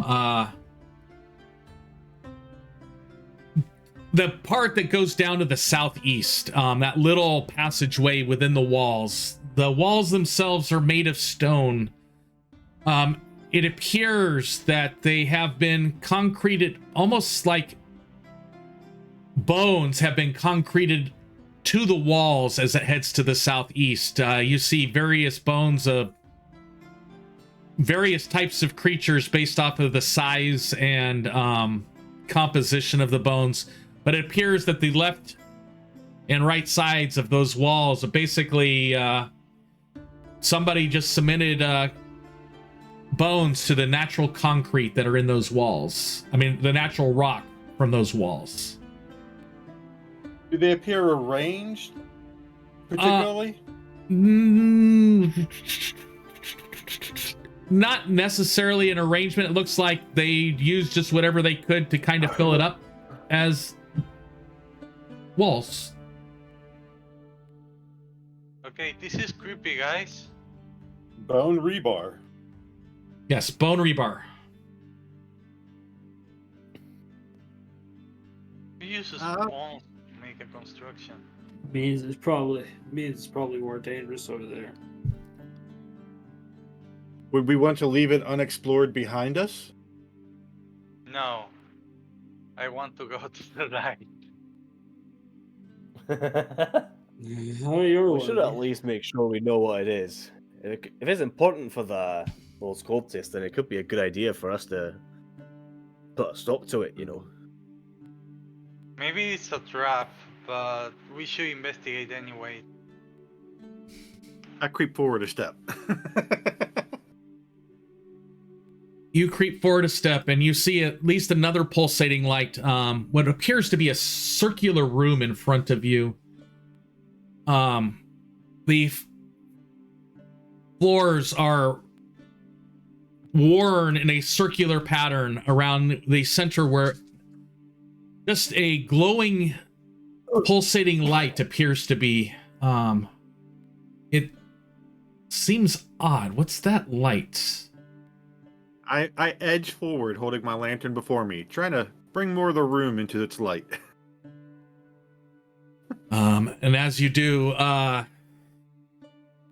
Roll initiative. nope. The center circular area, you see a small pile of something up there.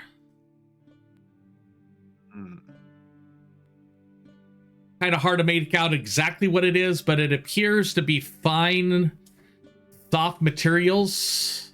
You have to probably get closer to figure out exactly what it is. I look at the lip here. Does it look solid? Yes. This it's about 6-inch step down into the circle. From the little bony path that you are currently on, but it's solid stone with worn circular pattern on the floor. What's the ceiling look like? Does it mirror the floor, or? The ceiling looks ragged. It does not appear to be nice, semi-smooth. The ceiling looks ragged. It does look like it was chiseled out of this place.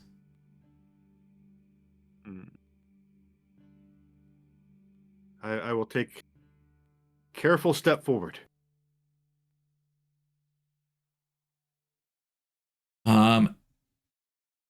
As you do,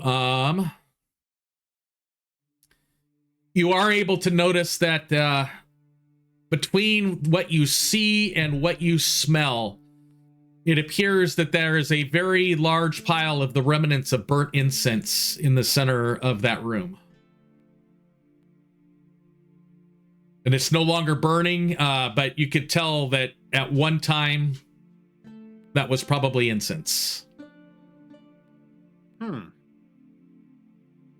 But there's a light with no fire currently. Yeah, there is this room is like being magically lit. It's something is causing it to be lit. Call over my shoulder. Do any of you detect magic? No. Nope.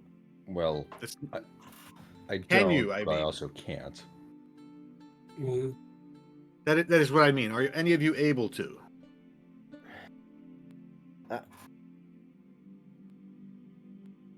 I need to pick up that trick.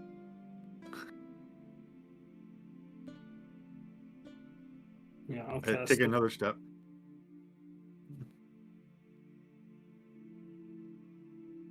At the end of this circular room, it appears that there's a slight little tunnel going to the other room that's to the southeast of you.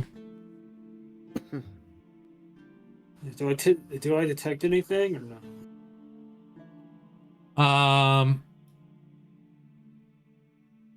From what? Detect magic. Yeah. Okay, so from detect magic, yes, there is halfway up between the ceiling and the floor.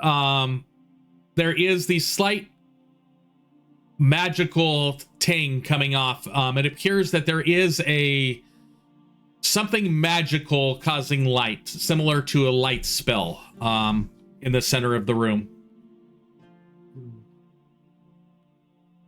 It's like somebody came here and set it up to be permanently lit there.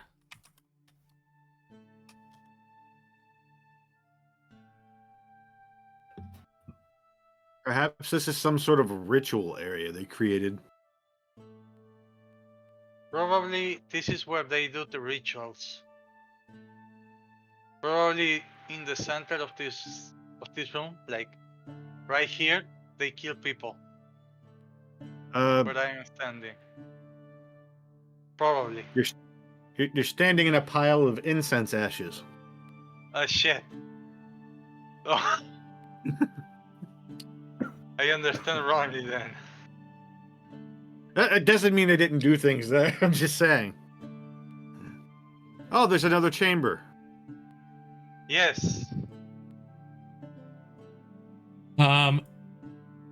This chamber, very similar to the last one, is but not as worn.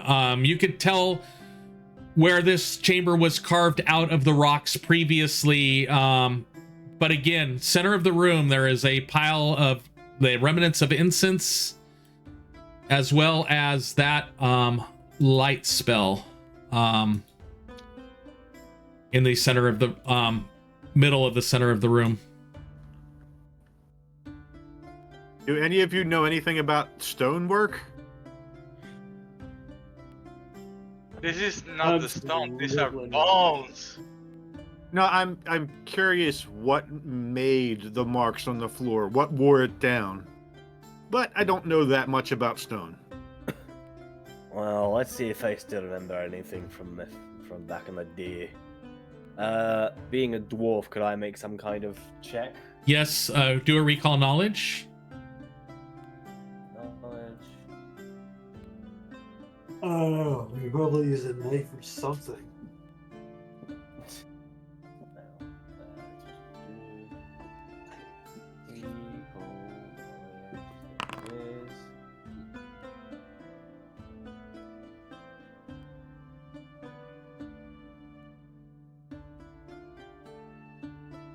What appears big chisel marks,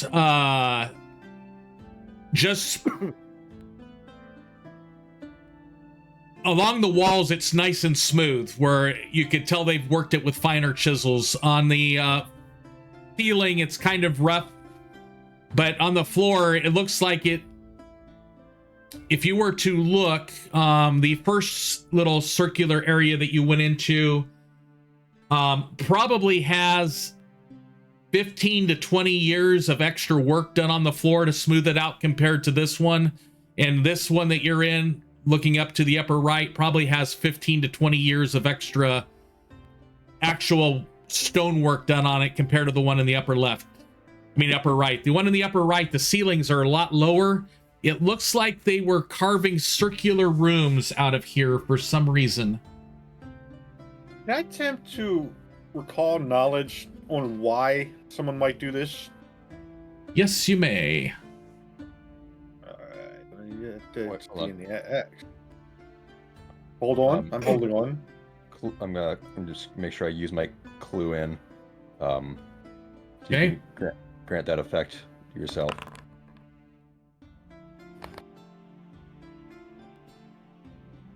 All right.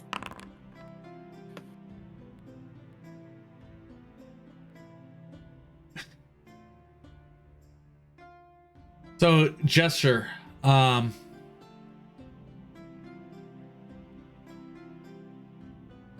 stories you've heard in town growing up, you know, being in the close to the streets type of thing.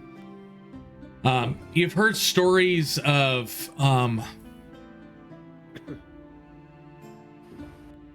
burial chambers being set aside for various groups. For things that aren't aligned to cultists and stuff like that. That's where families of merchants or nobles would be laid to rest. Something down here, this may be something similar, that these were being prepared as burial chambers. You get out of the sense that being down here that stuff down here is not from our time. This is old. I thought that these and the passageway looked like from a different era, separately. Okay. These are the passageway is also old, but these are older. It appears that they started digging something out and they were never able to finish prior to whenever this was originally isolated from the rest of civilization. Understood. Thank you. Yeah. No wonder. No wonder why it reeks down here. Why it smells. Yeah, it does smell musty and stuff like that.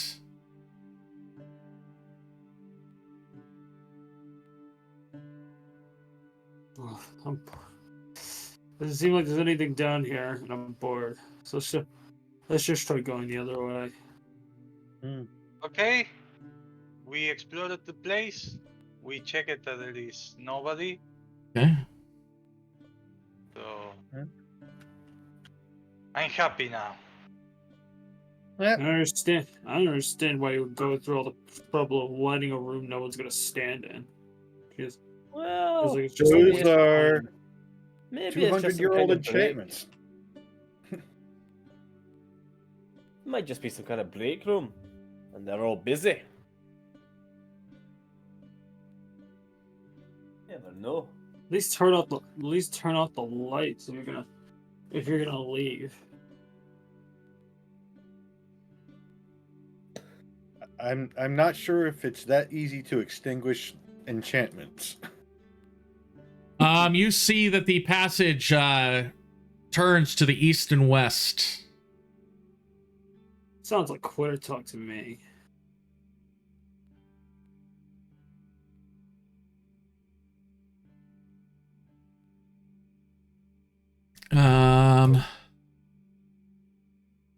You do see flashing. You do see lights to your right, down the eastern side of the passage. As the walls in here are fairly smooth. The ceiling is about 8 feet tall as you walk through here. You are able to notice that, hey, it looks like they were probably trying to dig further where this light is. Kind of hard to tell with the way the rubble is right there, whether something collapsed there or whether they were trying to dig further there on their own. But it's rubbly in that area. It doesn't have the smooth wall that the rest of these places do. You do see what appears to be a large circular chamber to your right.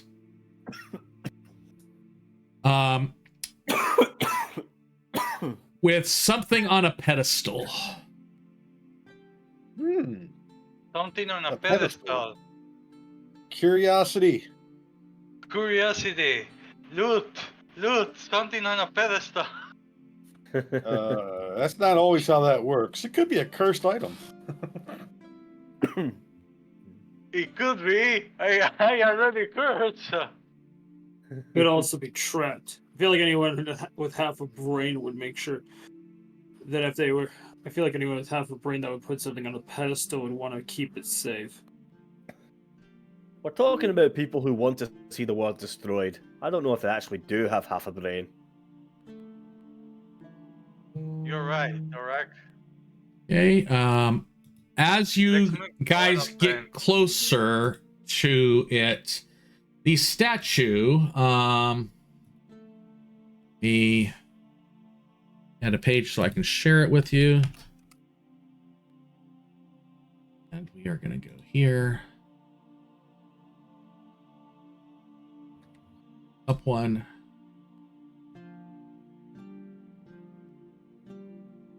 And choose. Yo. Come on, let me share.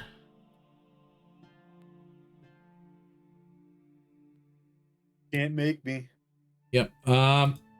Click. Show. Holy shit. Please don't make us fight that.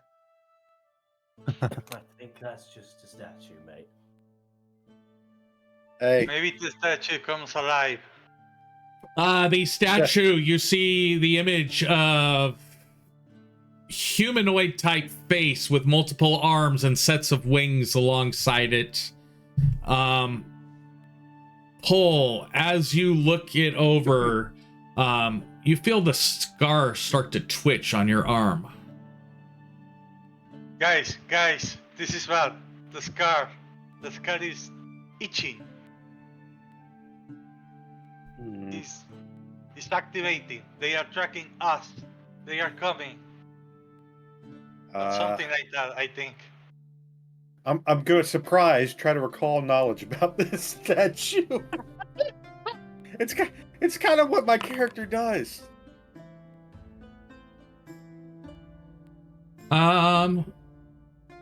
It's creepy. Yep. That's what you get out of your recall knowledge. It's creepy. Could I try recall knowledge, make a religion check? Yes. There we go.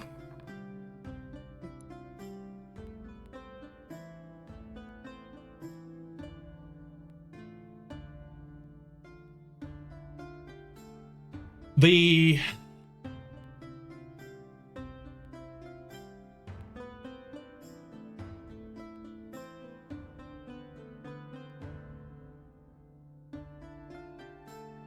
stories that have been told from your youth about the devils and the demons.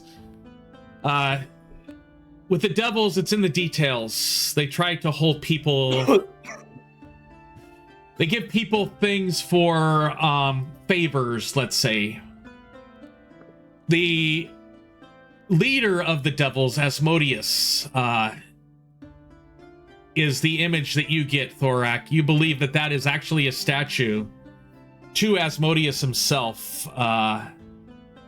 That this place is permeated with the pre-rising worship of Asmodeus. It's just creepy. We should break the statue. No. Why not? Maybe we shouldn't do that. Nope.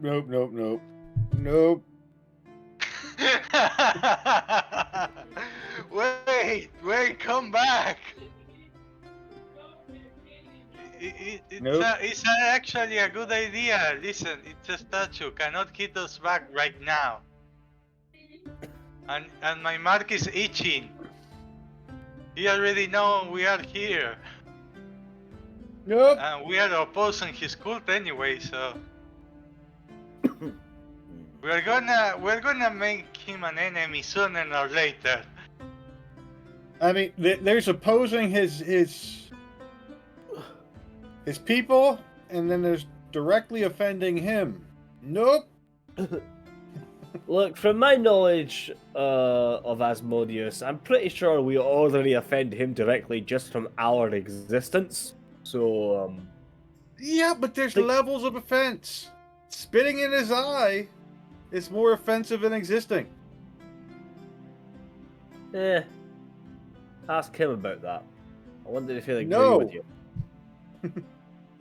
And what Well- about the artifact on the pedestal? You are gonna leave that too? I think the statue was on the pedestal. Yeah, the statue's on the pedestal. Oh, the Yeah, statue. that's the statue, that white blobbish thing that's there. I imagine the statue a lot bigger. I mean, if you want to break the statue, I'm down to sit here and watch you. I'm not gonna do it myself, though.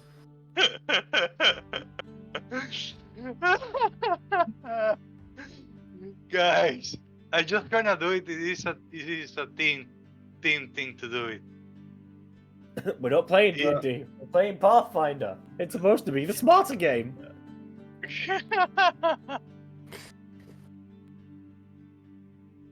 So are you don't going to rob attack the villages. statue there, Paul?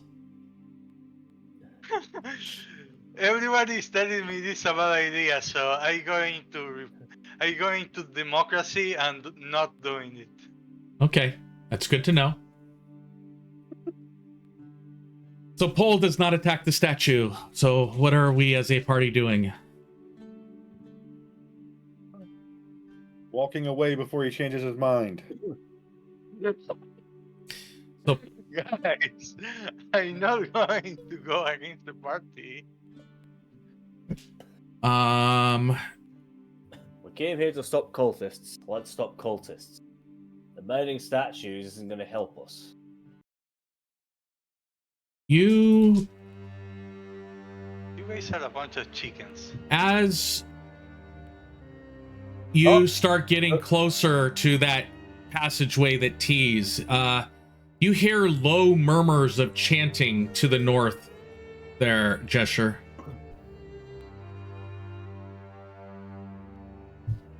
I'll snap my fingers and tell and try to signal to the party to be quiet.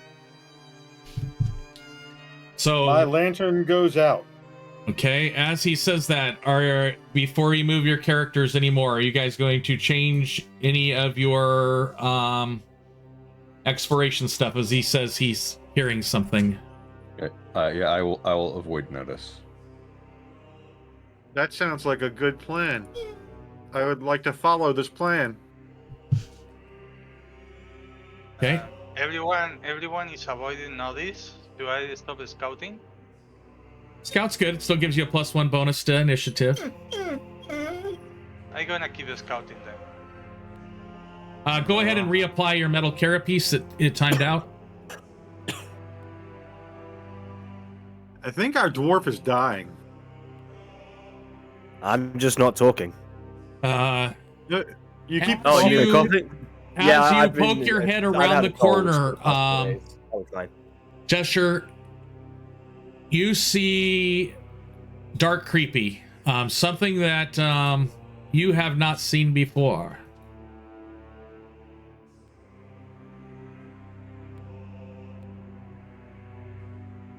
He's got a knife that he is holding over somebody else in the center of the circle.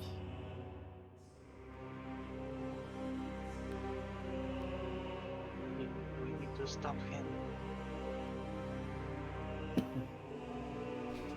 I'm going to slowly approach. As you approach, I am going to do something really quick.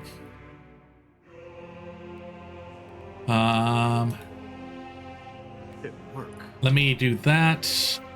And I am avoiding notice. I know but that I am.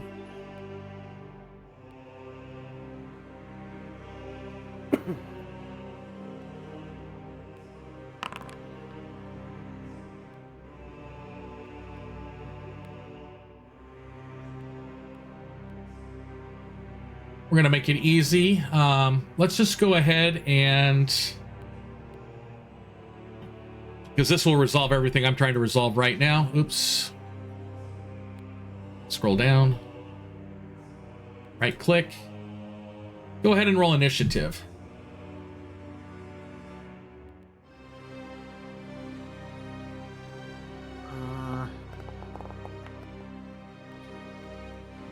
That's on my character, or You can roll it from lots of places. You could roll it from the top bar. You could roll it from your HUD. You could roll it from your character sheet.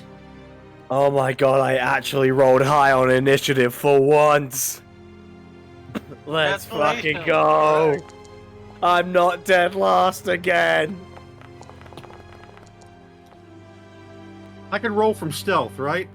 Yes. Good. That's what I wanted to do because Yeah, so you could change that if you have your character selected. You can on the HUD you could change it from perception to stealth. that's got it.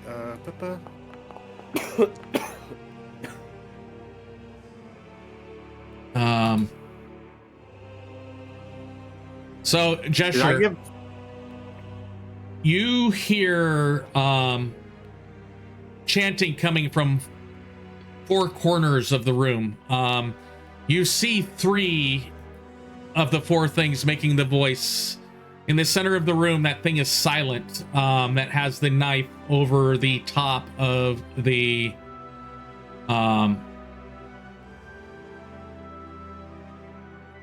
creature.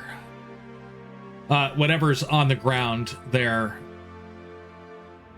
So, ooh, interesting. That's nice to know.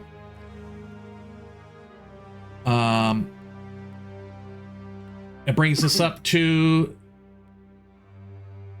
singing. Thorak, it is your turn.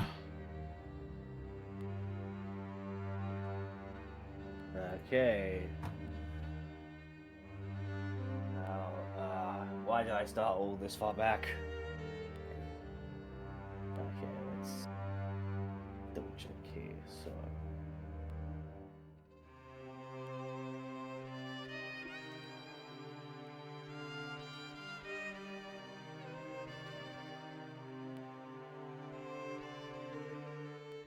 Is my initiative just terrible in general, or? It might be. I think you're a thaumaturge, aren't you? Yeah. Yeah, I think thaumaturges are trained in perception.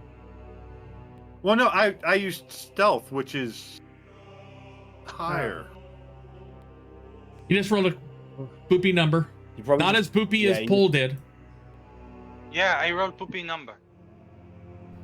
Alright, well, I'm going to head right up to this guy over here. Let me try something really quick. Actually, no, I'm not going to go that way. Yep, you can get there in 40 feet. Yeah, I was in the middle of measuring that myself. Yeah, so if you when you're Alright, the waypoint. Alright. Yeah, set the waypoints, otherwise it's not going to give you the actual. Yeah, what's the thing? Yeah, just click on it when you have the control key set. Yep. Yep. One south there. Yep. And now hit the space bar and you'll run.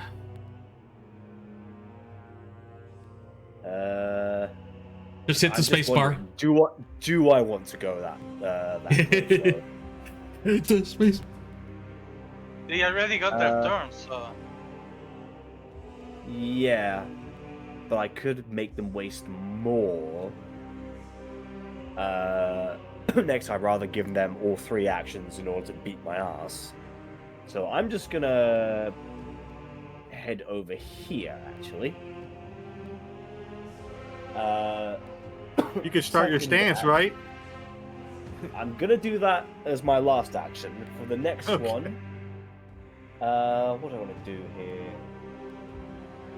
What are my options?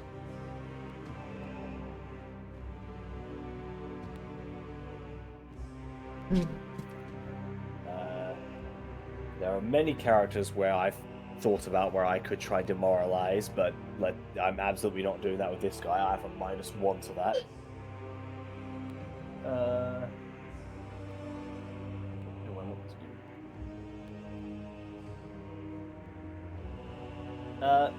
do? Screw it. I guess I'll try and recall knowledge on these guys. Let me just target him. And then use the The little piece of paper one from the bottom. Yeah.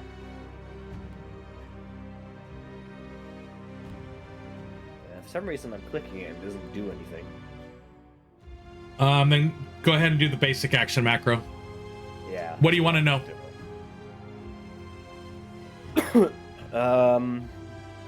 Either weaknesses or resistances. To start things off. Well, I know I'm probably taking things away from the Thaumaturge, but... You can't take it away from me. I know you're probably going to do a way better job than I am, but... Wait, no, actually... can I change that? Okay. Instead of weakness and resistance, what's his weakest save? His weakest save from you looking at him and with what you rolled is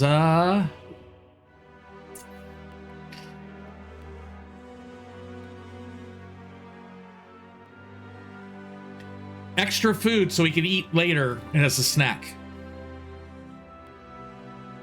You're unable to obtain any information. You can't quite figure it out by looking at him.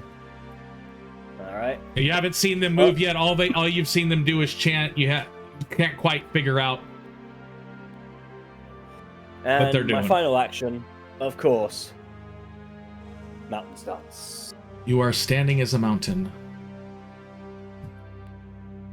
Well, that's weird. Mountains don't stand. They don't have legs.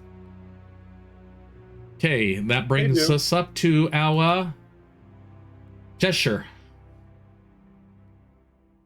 Alright, let's see here. How far away are you? You are 35 feet. I think I actually can't get over there in one turn. No, I can't.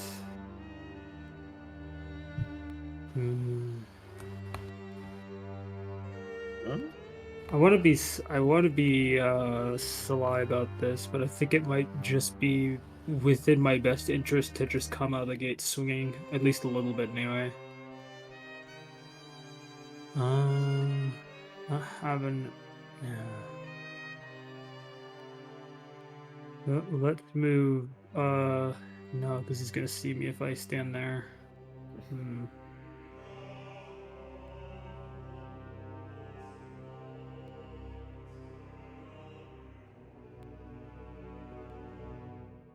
We're no longer stealthing, right?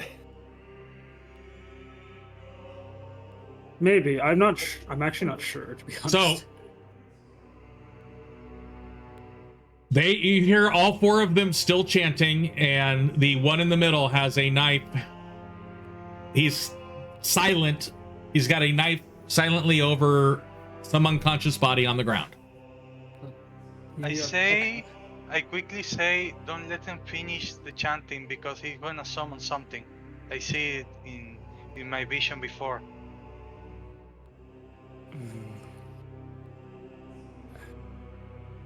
I can't get over there, so I'm going to. Yeah, no, you know, yeah, I'll just come out the gate swing then, I guess. I have enough movement to get over here. They're probably gonna spot me, but that's fine.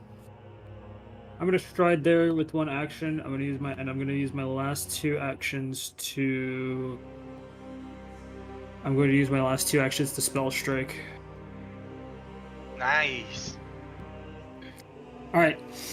So the spell I'm casting is here. It is, Gouging Claw. Okay. All right, and It's a theme. Go ahead and roll I will attack. attack.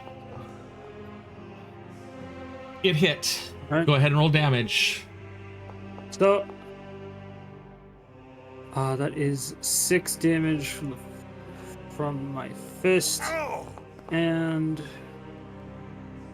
Damn. 9 more. Good job. Very The good. dog feels sorry for him. He looks slightly at you as he continues his chanting. No, Mando. And that would be your turn. Bringing us up to Malith. You hear that creepy chanting up in front of you. Okay.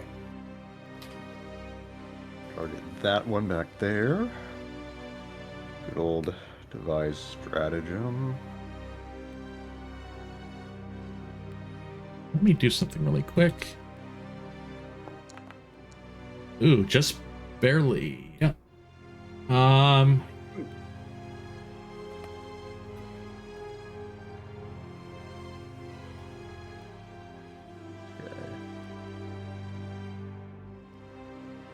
Yeah.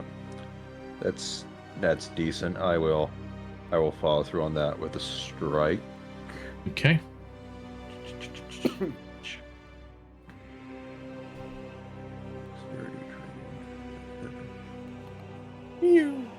Okay.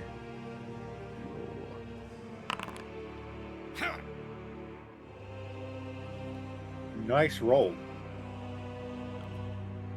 Yeah, he had that free 11. Go ahead and roll your damage. Okay.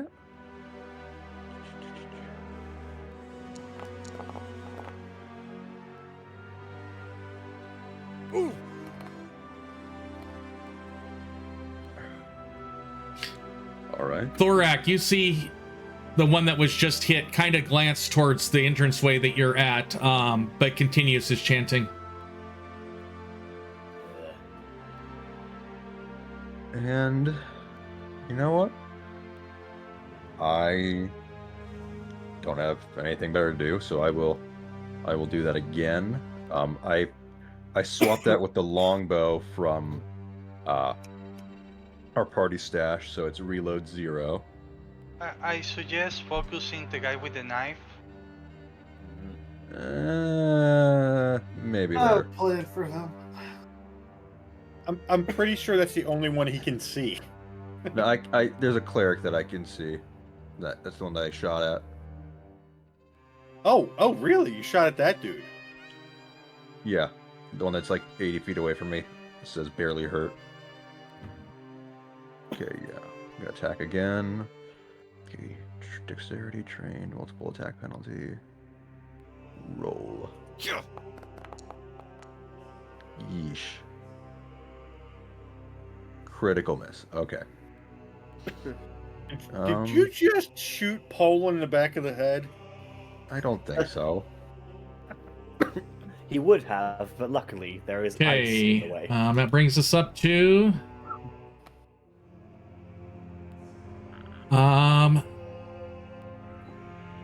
that guy.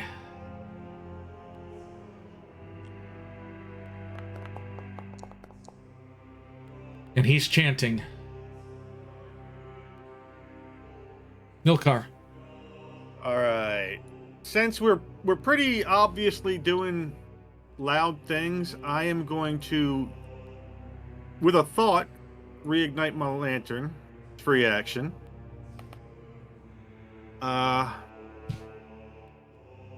Gonna go. That's one action, right? To go your full speed Yep. stride. And then I would like to.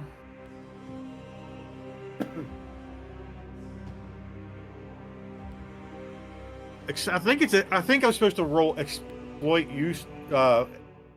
vulnerability to get my recall knowledge on him.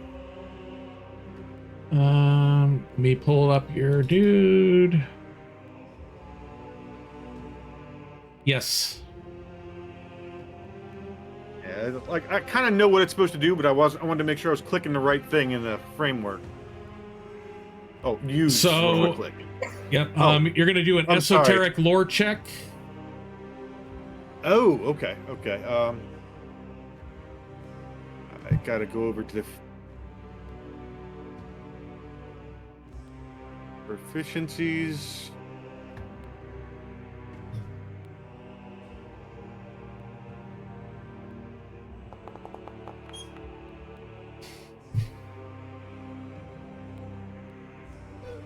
Let me see what the final number was. Close. What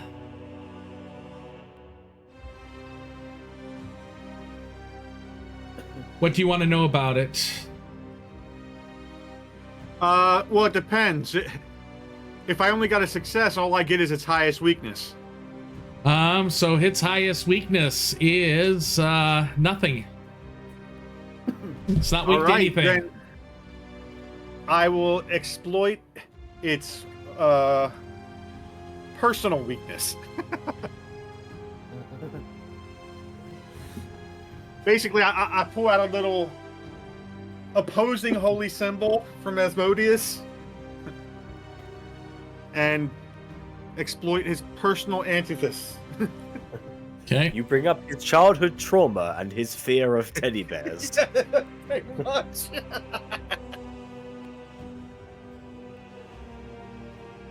And I think that wasn't three things. Crap. Because the lantern's a free action. Yep. So I'm gonna go up and get into their face because I don't want them to finish what they're doing.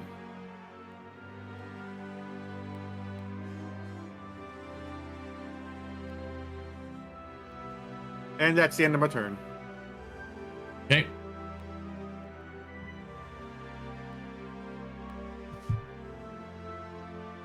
And that brings us up to... Let me close your sheet. A cleric. When is that? He has not been hit yet, so he is going to roll this.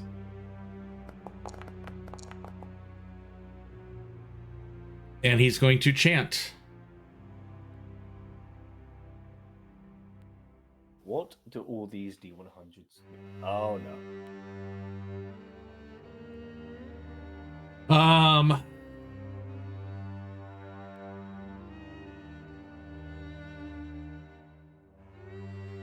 For the first time, you hear chanting start to come out of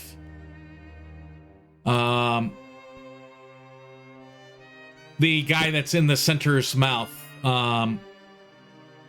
It comes out very deep.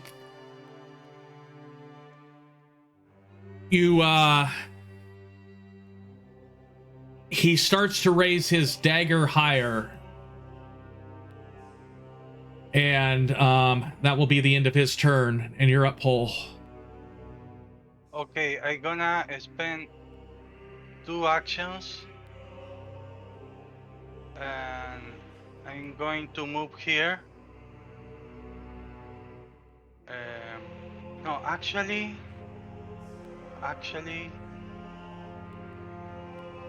let's just, he can move there. I'm gonna move here.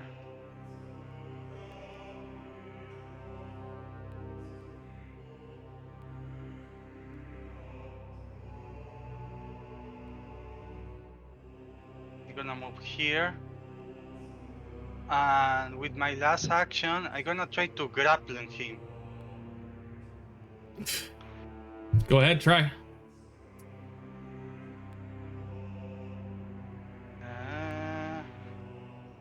Skills. Grapple.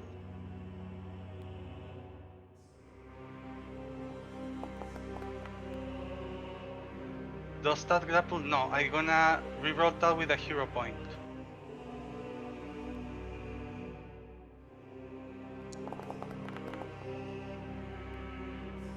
And I grapple him! Ah. That's my 3 actions. Okay. That brings us up to the cleric at the top of the order. This was the one that was hit by Malith's arrow. Let's see what he gets. He continues chanting.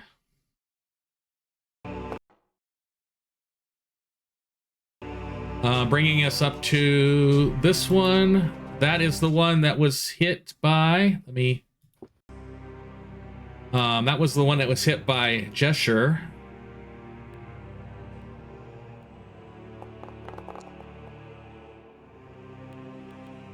You guys are getting lucky. He continues chanting. No response whatsoever. And he takes some more damage from that persistent that was put on him. And it's your turn, Thorak. Okay. Well, most of these other guys are handled. I'm going to take care of this guy over here, so I'm going to move. The mountain moves. Yeah. I'm going to use 20 feet of movement to go. Oh shit! I forgot. Actually, I'm gonna have to use 2 actions for this. You can use 2 actions and reach this guy with a knife and flurry blow him.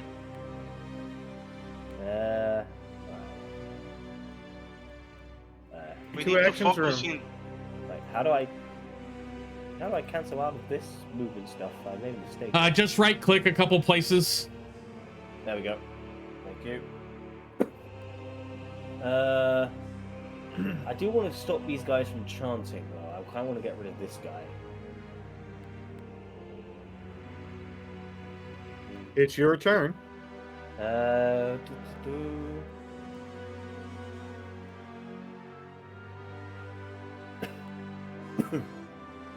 If this guy sacrificed this person and summons a demon, we are so fucked. Oh yeah. So who's the one Demon that's on about? the table. Who's about? Who? Which one's holding the knife, by the way? Is it this guy in the middle? The guy in the middle. Yes. Okay, yeah. You know what? In that case, that is an excellent point. I'm using 2 actions to move all the way to here. Okay. I'm going to target this guy, and I'm going to hit him with, you know it, you love it, the good old flurry of blow. The grave condition makes him off guard. Let me make sure to put him on grabbed. For some reason, it did not automate like it was supposed to. Go ahead, make your strikes. Alright. Wait, grabbing's supposed to be my job, mate. I took wrestler specifically for that, but whatever. No one said 2 people can't grab him at once. I needed to stop him. I was just so worried about it. Nobody was doing something. I'm joking. Do what you want. If it helps us win, I'm not going to complain. Okay. Anyway, so Nice.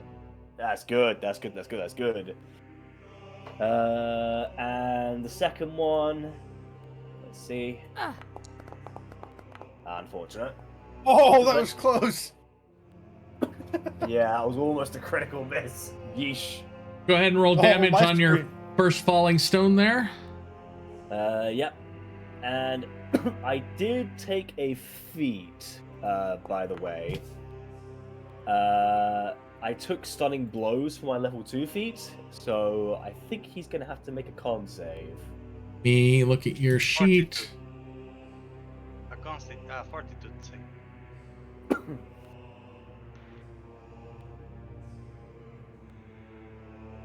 Okay, go ahead and I will go ahead and take that damage.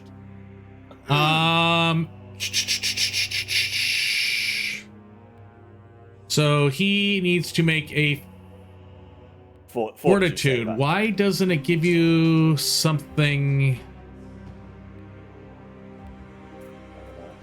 It did for some reason on my sheet. A lot of my What's- sheets have like stars Yeah, on them. for some reason it didn't come out. Your class DC is Vas. I'm gonna do it this way. Let's see if it does it that way.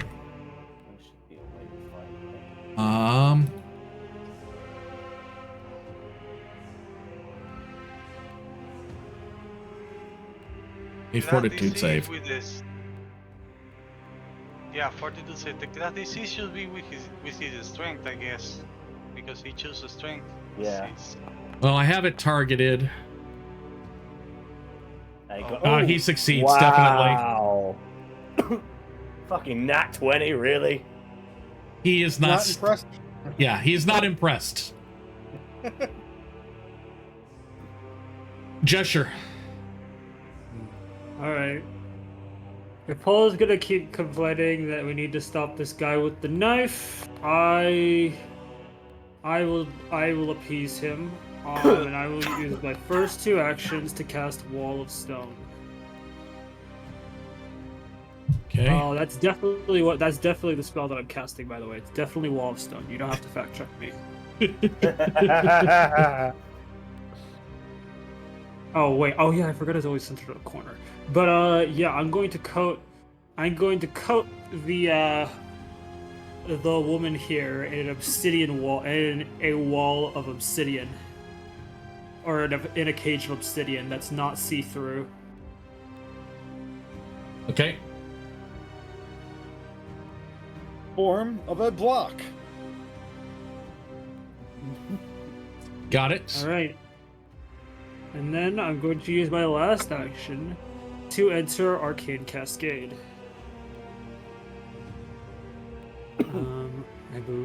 I believe it has to be forced since my spell that I cast didn't do damage.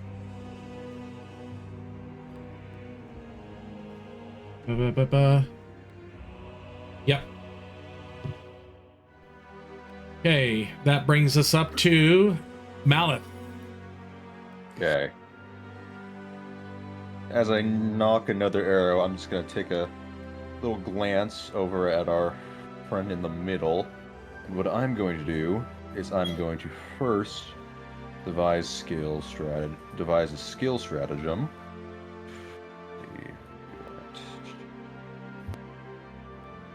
Okay, so I will use... Alright. It's okay, that roll doesn't... That roll's just for attacks, it just does it anyway. So then I get a +1 circumstance bonus. Intelligence, wisdom, or charisma-based skill check. Okay. And because I'm pursuing a lead, assuming that it can answer the question, you'll get a +2. So I'm going to recall knowledge.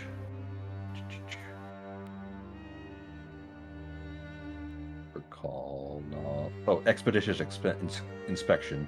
So I'm going to do that as a free action. Nice. Nice. Okay. Okay, so I want to recall knowledge about him as a target. So how do I do that? Just click recall. Make sure he's targeted. Just click recall knowledge. Okay, recall knowledge. All right. Oh, and then the skill is chosen for me. Okay. So with a +2 circumstance. Yeah, I've got that.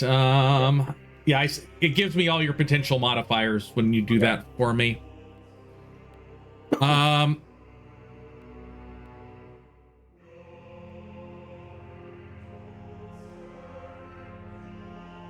Know that it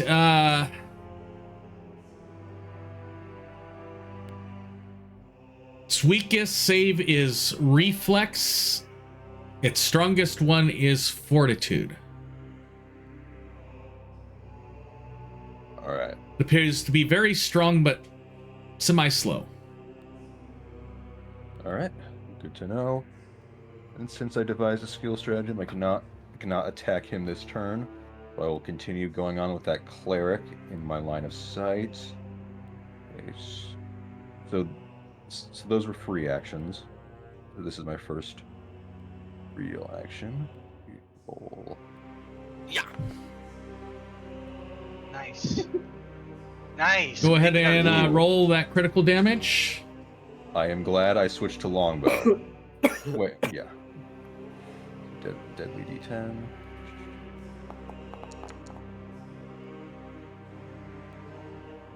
Nice. 20 damage. So as that cleric goes down,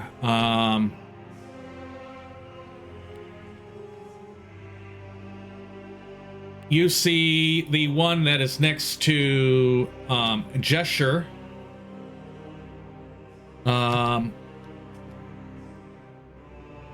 Go up. And you see the one that is over there. Do the same, but can only make it that far.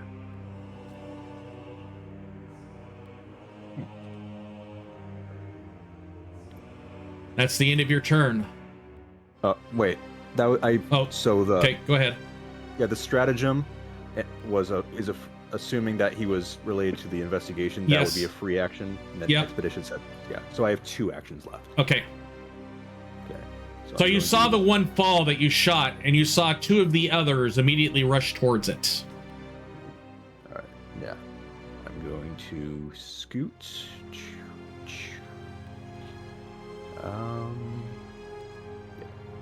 Right there.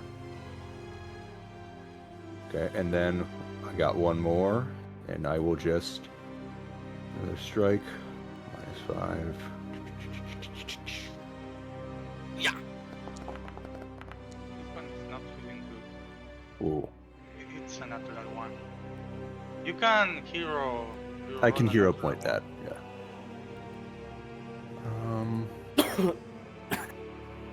Reroll and using hero point.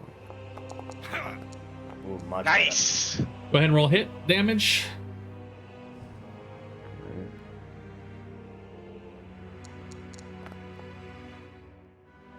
Oh. Say it's something.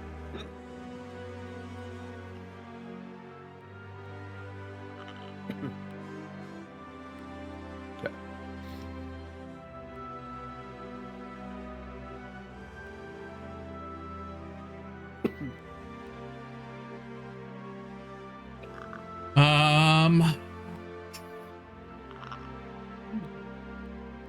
That brings us up to the one that you just swung at. He stops chanting and yells out to you, all of you, and says, "You know not what you are doing." And he will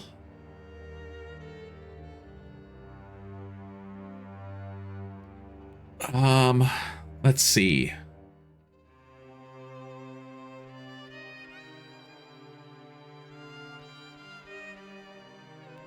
He sees that Pole has him by the hand. So I would like you to, let's see, we're going to click attack. And miss. My ice armor.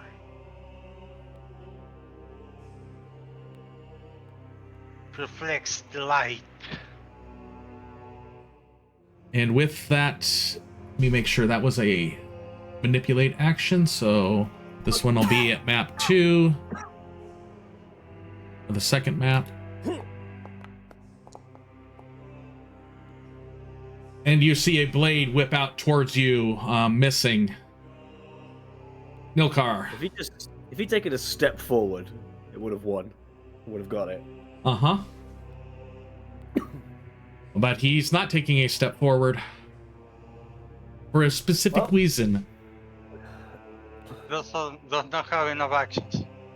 It brings us up to Nilkar. He starts to turn, says, "Oh, she turned into a block of stone. I can't pull her away." So instead, he summons his claw gauntlet thing, because I forgot to do that earlier. And he will try to attack the guy in big creepy armor.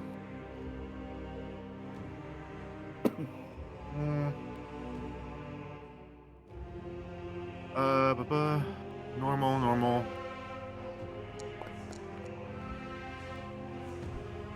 Oh. I'm gonna re-roll Tornado. that. Yeah, that was bad. I'm gonna use a hero point by clicking. Or wait, do I do that over here? You right-click the number 15, and then you'll be able to use the hero point.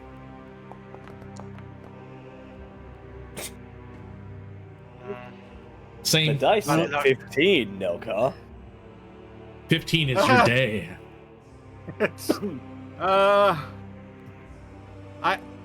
I guess I'm just gonna try with map. Screw it. It's not gonna get much worse.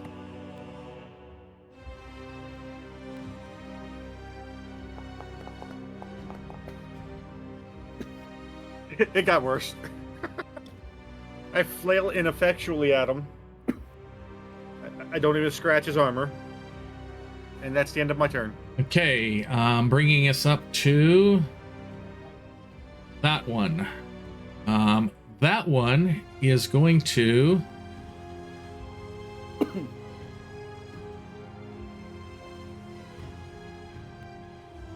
I want to take a measurement here. None of you have... Okay, yep.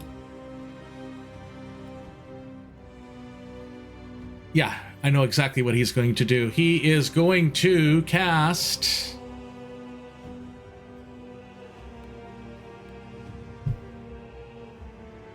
Oops. I've got to target things first. T, T, T, T, T, T, T. This is the one whose turn it is. Now he will cast.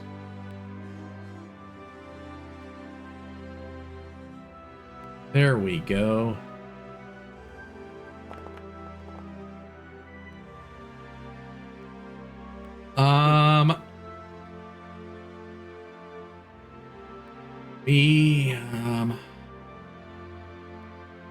Asmodeus. He healed the city watch. Yep. He healed everybody in a 30-foot radius.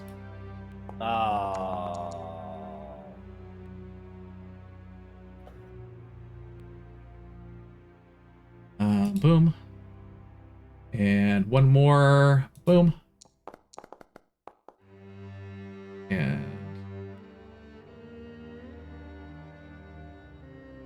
one more. Boom. And that will be his 3 actions. I just realized, Elsa, our little guard friend, she doesn't seem to be in the initiative order. She's not. That's an unconscious person. It's not. That one's not Elsa. Oh, sorry. It's just another guard. Okay. And Reused since asset. Sorry. Yep. It's just another Yes, city no. guard. I got curious. He stopped being unconscious after being healed? They're still unconscious. Okay. It's not a... They were not unconscious due to getting the crap beat out of them. They were unconscious for another reason. Okay. That brings us up to the guy in the center who looks and sees that there is a block of stone there. He doesn't like that, but he is going to first...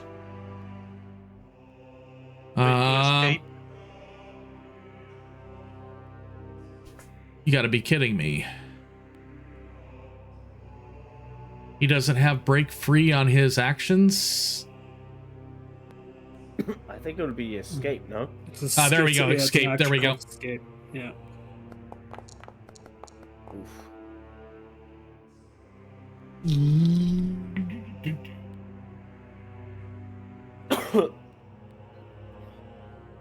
It should have...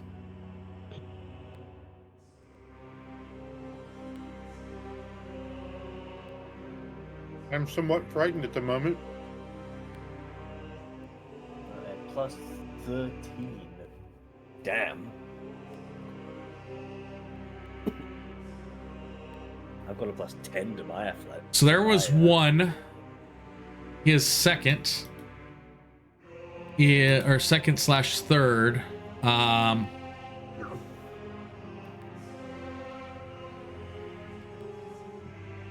He is just going to drop the dagger and draw his longsword. Nice, nice. So that is number 2. Number 3 is he raises his shield. Oh, he was equipped with a shield before? Oh. And that ends his turn. So he now has his shield raised. He has his long sword out, dagger down. Deep red eyes glowing at you, Pull, as he looks back at you. It's your turn. I do recommend that one of us moves, so that way he gets flanked. Yeah. One action. I move here. I was gonna say I would, but I can't. There's a block of stone in the way. Do I get a reactive strike or something? Nope. Okay. I move there. I target the guy. One action. I gonna attack him with an ice spear. And let's hope for the best. And I am the best. Okay, go ahead and roll I roll damage.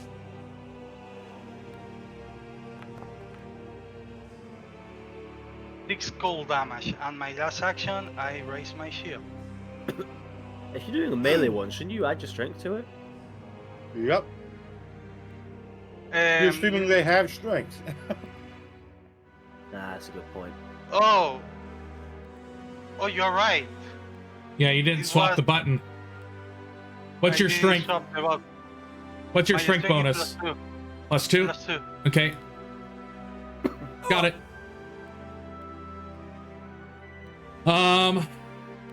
Raised his shield. That brings us up to the guy on the ground. The guy on the ground is going to Shift T. He is going to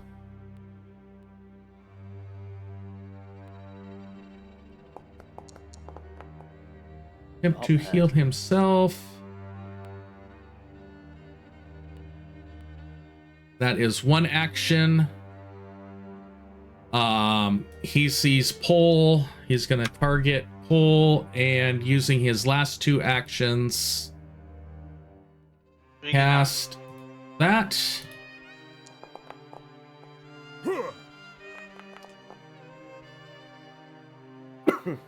Hitting you in the back with the Divine Lance. Okay, I received that damage. Yeah, I'm sorry, I clicked it for you. Brings us up to that guy. Seeing that you took a little bit, we're gonna go T, Shift T, Shift T, Shift T. Select that guy's turn.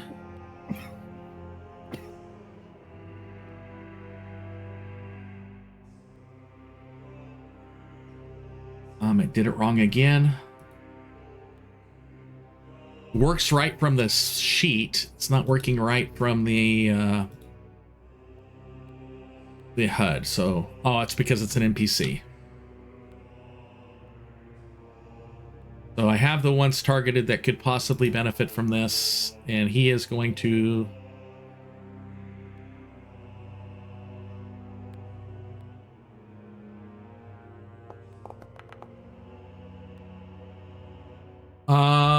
Pole, take that healing. Heal. Thank you. I was suspecting that actually. All part of the plan.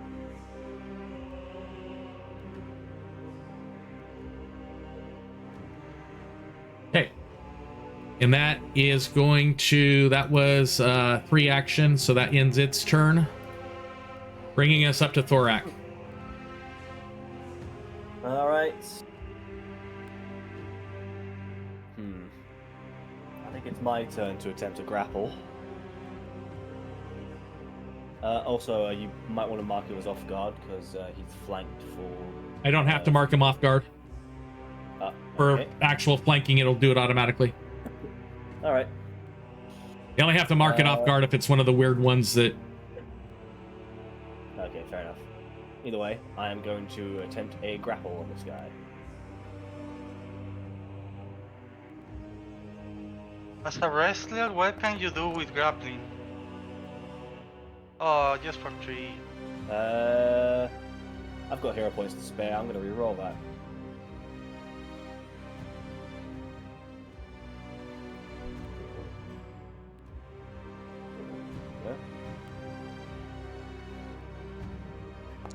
Much better. Nice. So he is trapped. Okay. And I know all these next few actions are going to be at MAP, but screw it. I am going to make 2 attacks against him. I thought so. Yeah, not surprised. And they both miss, so you don't learn anything new either. What do you do when you grapple with the wrestler? At the moment, the wrestler just gives me a bonus to my grappling checks. I'll need to level up a little more before I can do anything special with that. Okay. Gesture. Right now, just You're by yourself Um, because the one ran away. yeah, I would say I was thinking about chasing them. I think it actually might be a better idea to just do damage to this guy. I don't know if he's gotten healing yet, but if he hasn't, then this guy's a prime target. So I'm going to stride over there. Did the lantern's bright light? Yep, it is. He is. And the first thing I'm going to do is I'm going to do a bold strategy. I'm going to try to knock the shield out of his hands. Oh, what does that do? You have a hand free and you are within melee reach of the opponent? What Okay. the fuck? Yeah, and now he is clumsy. Let me see if it auto applied. In it. I'm gonna click this. I am gonna get rid of his Raise's shield.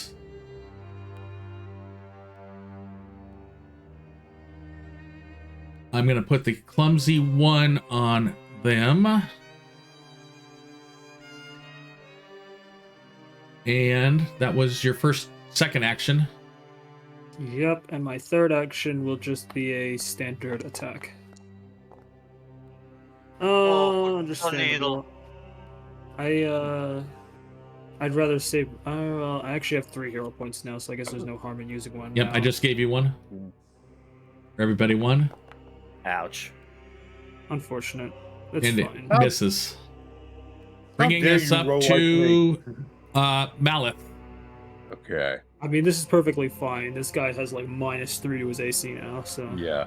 I mean, I am disturbed by the fact that the cleric I downed is now back up, but I think it is in my best interest to focus on the paladin.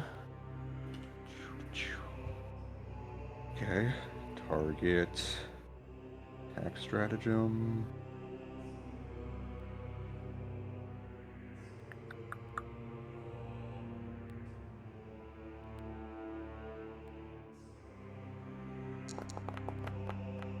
Nice roll. Oh, very nice roll. I guess you're going to Nice use roll. that one? Yes, I will take it.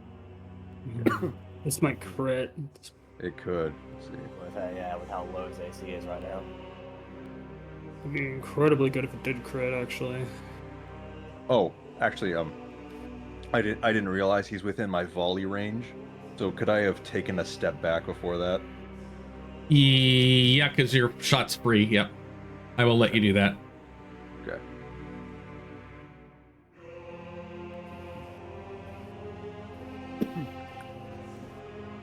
Let's turn that on.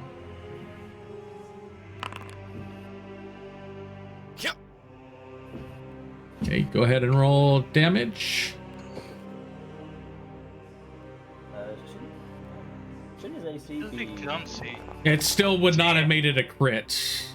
I didn't get the one for the device, but it's gonna take this, and as you hit it with your arrow, I need to read the words just to make sure you can do this.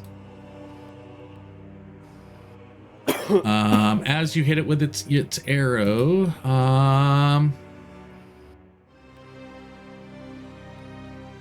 it looks directly at you, Malith, and it curses.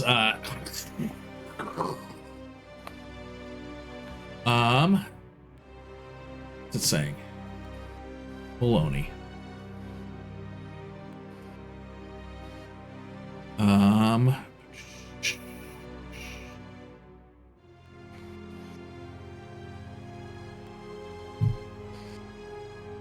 Yeah, casting Blood Vendetta at you. Please take that damage.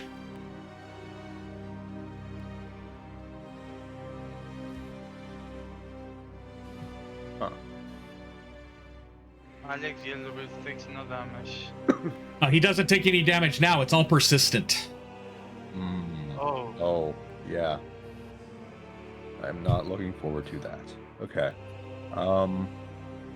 One more action. I guess. Can't you bind your own wounds, or is it magic? Well, it has the curse and divine tag. So. Okay. What do I do with this last action? I guess since I'm on a wall, I can at the very least take cover from those clerics. Beware.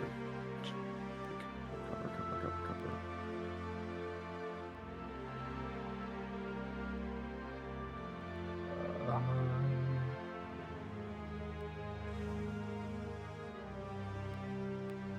There we go. Okay. Bringing us up to. Ow.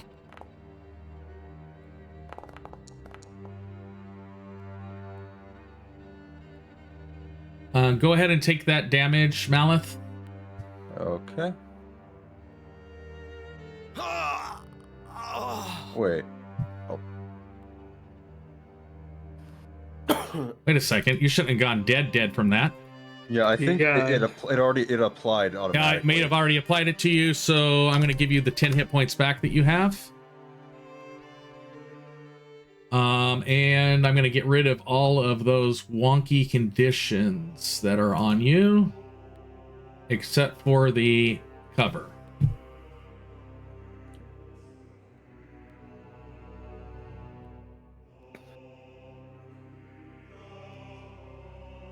So you can use an interact action on your next turn to try to do the flat checks. Okay. Okay. To do extra flat checks if you want to. And that brings us up to that cleric. And that cleric is going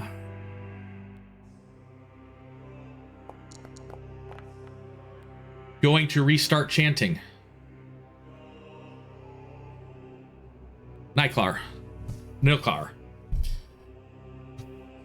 All right. Surprise, surprise. I'm going to try to attack the guy in the dark armor with horns. Okay. Hopefully, I'll do better this time.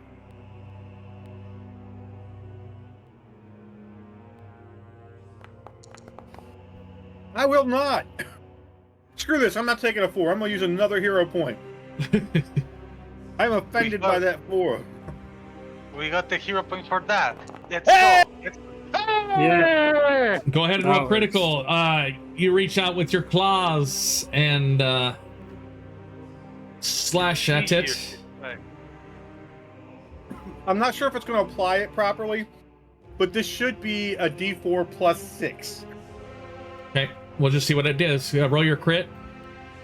It says 1d4. No, it's not acid damage. It's personal damage, actually. But okay.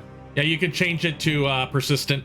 I mean, not persistent, but Slashing is what I did. okay. Actually, I might be able to add the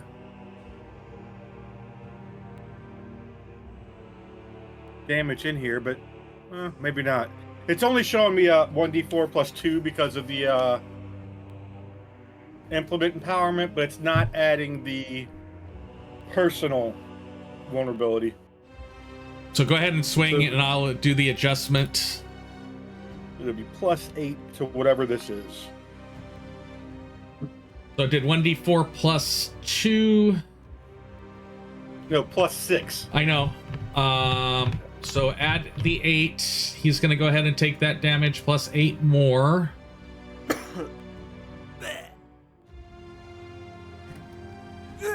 No. If he doesn't react in any way, I'm going to try to hit him again. Okay.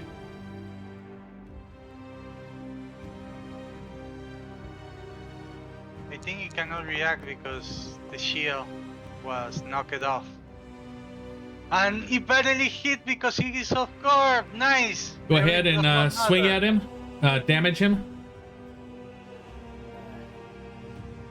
I need to figure out what is not. Yeah, shouldn't his AC be 17 right now because of the clumsy condition? Yeah. Or is he already?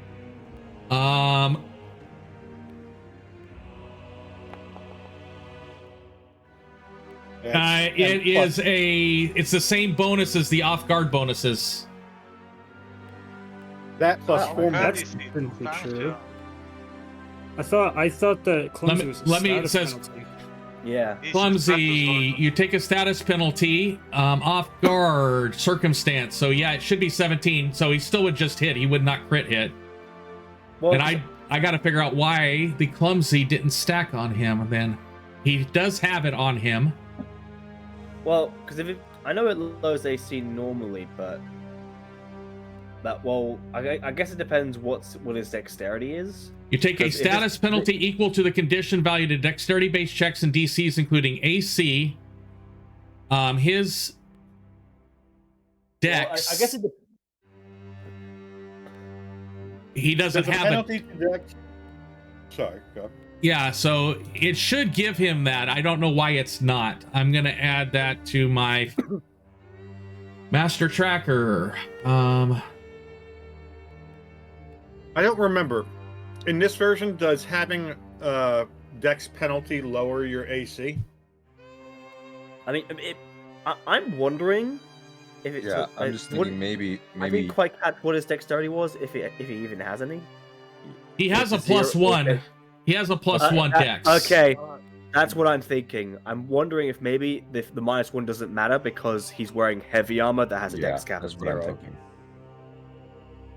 Yeah, that's probably what it. Yeah, his armor Okay. is heavy armor, so that's probably what's doing Yeah. it for him. He's Yeah. getting the bonus from that. Hmm. I'm gonna. Dex saves are worse. I will ask. I wrote it down to go ask on Discord about that though. And did I click damage? No, I did not. There he goes. He actually takes 4 more than what was on that. Yep. I need to fix that. I need to. I've also got that listed of why it's not doing that. I'm probably not turning it on. 'Cause I Let don't me know look how at your to. character. Let's go to your actions tab. Implements empowerment is turned on. That's where the plus Oh. 2 is coming from. Target is within the lantern's light. I don't know what that would do. I have it clicked on just to see if it affect your next hit that you do. So you've taken 2 swipes at it.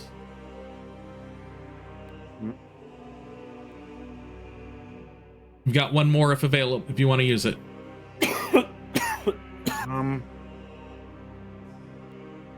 Here I'll one? try. Well, -8. I'm not sure if I can hit him with -8. Even if I rolled a 20, I think I'd still miss. So 20. Hey, That would be a 12. 12 plus 10 is 22. You could hit him with a 20. all right, let's A see what happens. 19 y'all. would not work, but a 20 would.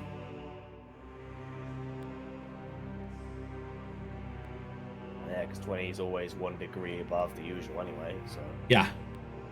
Actually, can't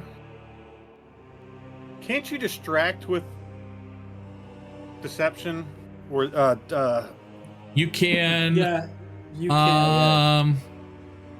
It's You can called try creative to- diversion. create a you diversion. can Distracting words, gesture, trick. And that'll like lower his attack or something, right? Or No, Oh, that you will go- lower his AC. Oh, like, do you have proficiency in intimidation? no. Ah. Do you have Deception. proficiency? Do you have proficiency in athletics? No. That's why I'm trying for this. All right.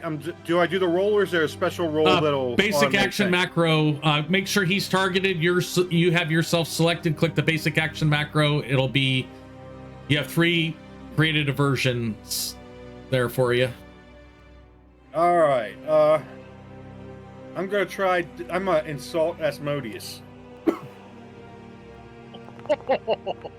That's going to distract everyone. He's still concentrating on that block of stone that's right next to him, trying to figure out what's up. I had to try. That's my last action. Oh. So I had a turn.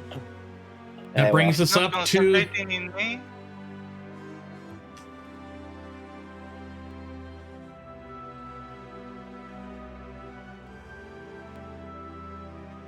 two actions. Enchanting. The guy in the center.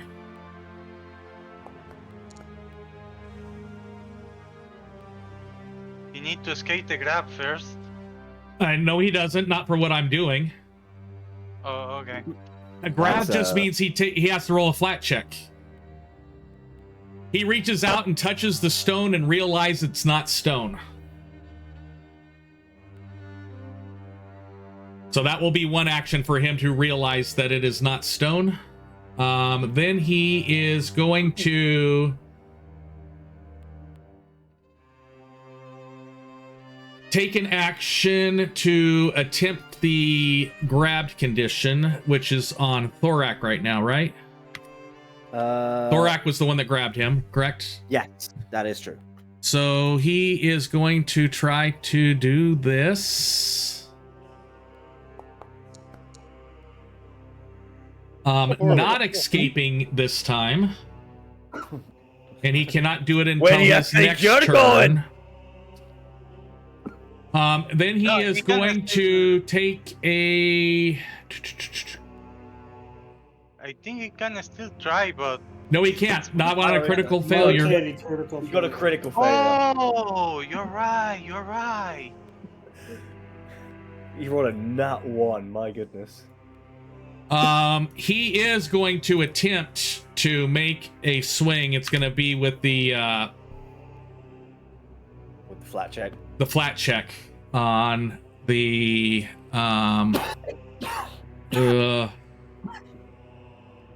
he's torqued at you for grabbing him, so he's going to make the swing at you. Understandable. Because conditions are not correct yet for something, and that is a DC 5 flat check. Why it did not do that for me automatically. He does not hit you. Nice, nice. Like, And- he like tries to lift an arm up, and I just pin it back down. So, Nilkar, you saw the guy that's right there in the middle reach his hand through the stone. Yep. Oh, you're up. Okay. I keep targeting this guy. I'm going to. How does this works? One action.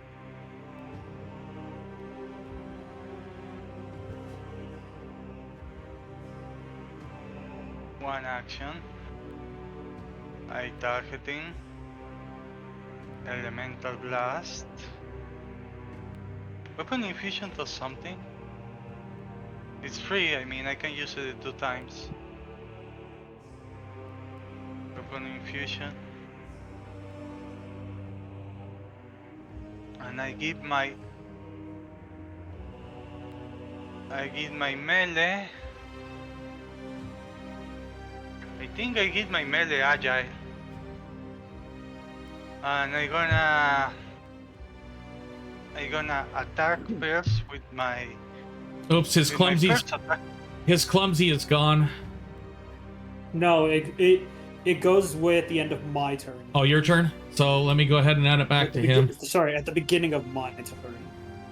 Clumsy. Put it back on there. Okay, it's back on there. I'm gonna attack him. Okay. Melee with I'm gonna use my ice shield. Like I'm gonna create 2 little ice shield and I'm gonna papa like a flurry of blows. This is my first strike. That's my flurry of blows. That's my thing. So This is my first strike. I roll damage.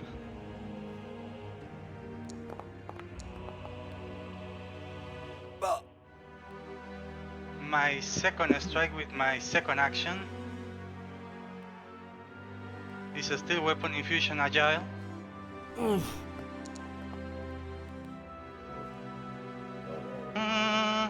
You know what? I'm gonna hero point that. okay. Oh, barely. Barely. It's a still count. And the Yeah, other- so it is marking it with the clumsy. It's that armor that's causing it not to go down one more. Yeah, that's what. Yeah, that makes sense. And my last action, I raise my shield. Okay. And we are at the top of round 4. A death door. And that's what it's like to have a pole up your ass. Let me. Need to.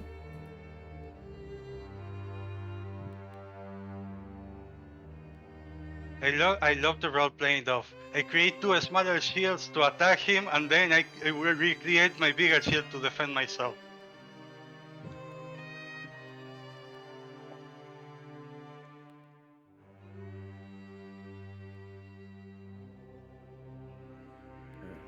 He is going to.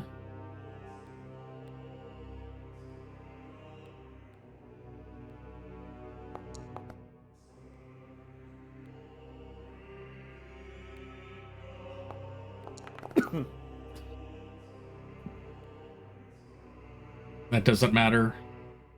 In that way, and he's going to continue chanting after using those 2 actions. This guy is going to move 25 feet.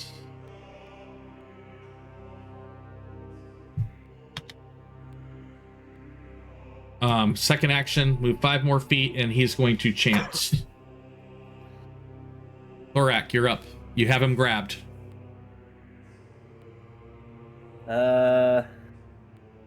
Do I want to flurry of blows this, or do I want to just hit him once? Because I know he's must be very low. Because how much movement have I got? I'm gonna try and hit him once. Just do a single unarmed strike. Falling stone, of course.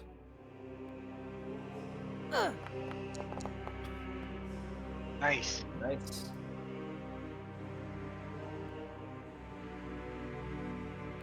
I'm just imagining the dwarf with one arm around his leg, throwing hooks Matt, into his junk. I just imagine I'm like full on like just grabbing him, like pinning his arms to his waist, just in a full on bear hug, and I use that to sort of lift myself up in the air and just headbutt him in the back of the head. Okay. Go ahead and do that. And as you do that, what you guys see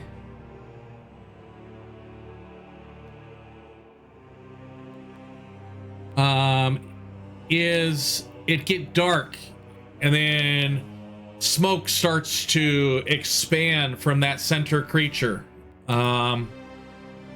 It goes over around you guys, and then it goes around filling the entire chamber. As it reaches the edge of the outer chamber, you see blood start to emanate from the 4 clerics that are on the outside, heading towards the center creature that's on the ground. We go Which here. creature that's on the ground? There's technically 2 on the ground. The one that Thorak just hit. Okay. You see blood. Oops, I gotta hit shift instead of control. The 4 that are on the outside, you see them collapse, and the one in the middle, you see him as he was trying to go to the ground, stands back up, strengthened. Oh. Joy. That was your first action. You can continue with the second part of your flurry of blows. Well, no, I said that this was just a normal. Okay, just a normal. Okay. But now I'm going to use flurry of those blows. clerics are all dead.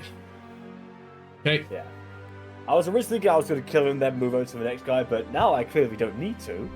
So I'm gonna go ahead and just go all in on MAP, I guess.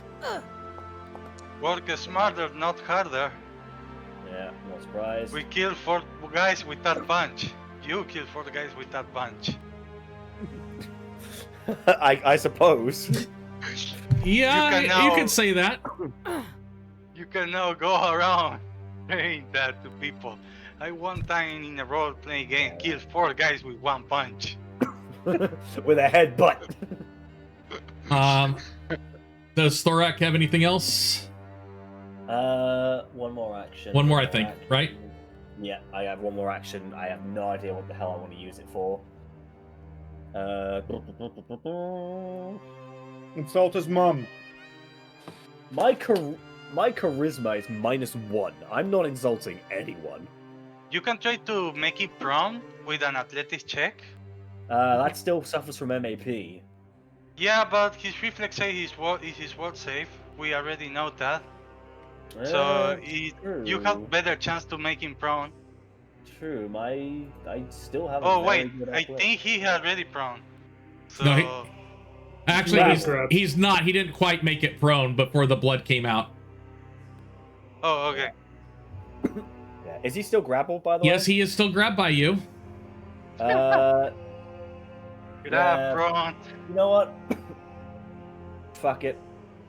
I'm gonna. Did you grab him again? Because you have to. Oh, Unless because he breaks free automatically, I think. Really?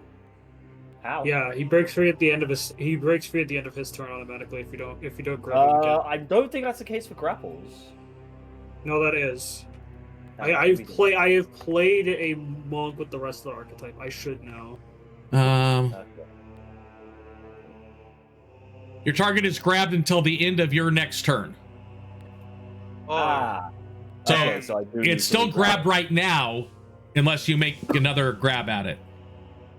Yeah, in that case, I'm gonna do that. I'm gonna make another grab.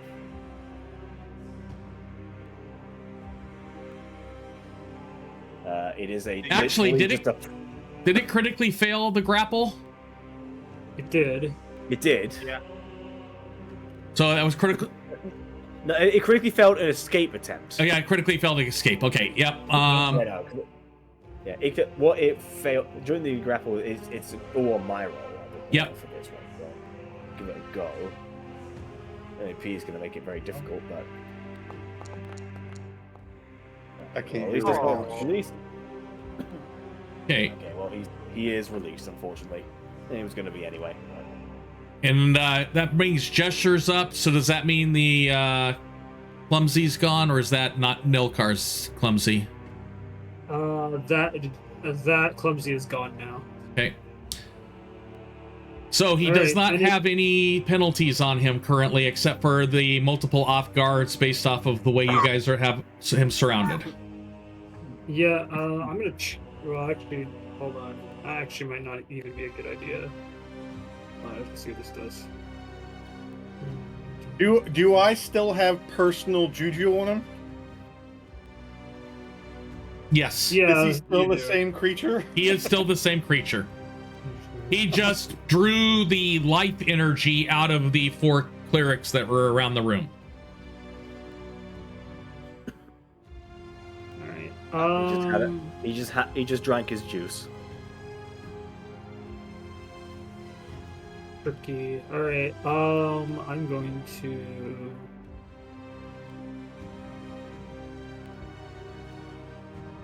Yeah, I'm going to recharge, and then I'm going to recharge and spell strike. Okay. Spell strike, spell strike, spell strike! Here it comes! All right. So, I'm gonna cast Gouging Claw again. I'm gonna wait for a moment to use my actual spell slots. Okay. But I'm gonna cast Gouging Claw. This is slashing.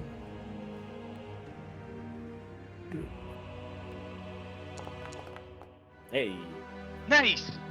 That hits. Oh, and he's off guard to me as well, so I get the extra damage from Arcane Cascade. So that will do 9 damage. And then unfortunate damage on the Gouging Claw, but 5 more. To persistent bleed damage. Okay. Alright, that is my turn. Persistent damage is good. Persistent damage is very good. Malith. All right. So, keeping in mind. Okay. So you said I can do the flat check. Yes, you can. Okay. Oh, what What the the- fuck? Now, you weren't supposed to end your turn. That would have ended it. You're not dead. Okay. Oh yeah, I clicked the die on it. I didn't realize that was rolling for damage. I thought that was the check. Yeah. No, there's buttons at the bottom of the chat log that you can Yeah, I see those. do those. So I'm giving you, I think I just gave you your 10 hit points back. You are no longer have persistent damage. Okay. So that was one action. All right. Our halfling wants to die so bad. He keeps trying. Yeah, that persistent damage 2d6 plus 4 is pretty nasty. Okay. Attack stratagem. That. Nice roll. Over half. It's good. I think that's good enough. I don't know if he's good enough. He's not off guard against you. Let's see.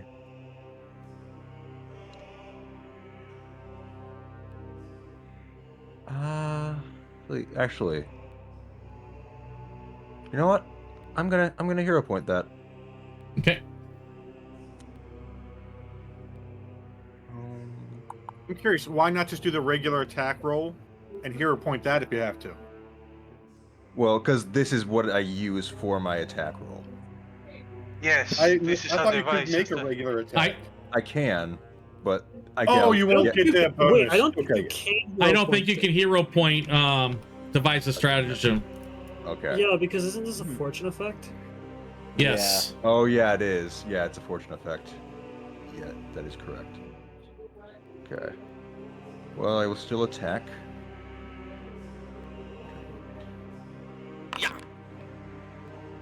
Miss. Yeah, he's not off guard against you. Okay.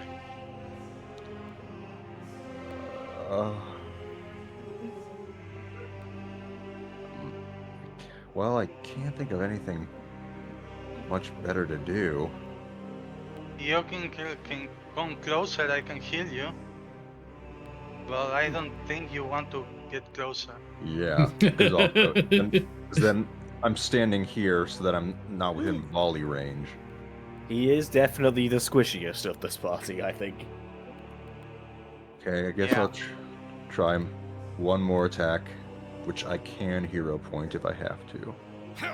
Do you have potions? Okay. I mean, as soon as we get this guy down, I could always go ahead and give him a treat wounds. Especially because And I I have. can- Oof. Hey. Yeah. And I can give him a nice candy. Not to Okay. mention, I have continual recovery now. Nilkar. So that's gonna help a lot. I'm going to attack him with my claw. As soon as I open my sheet back up.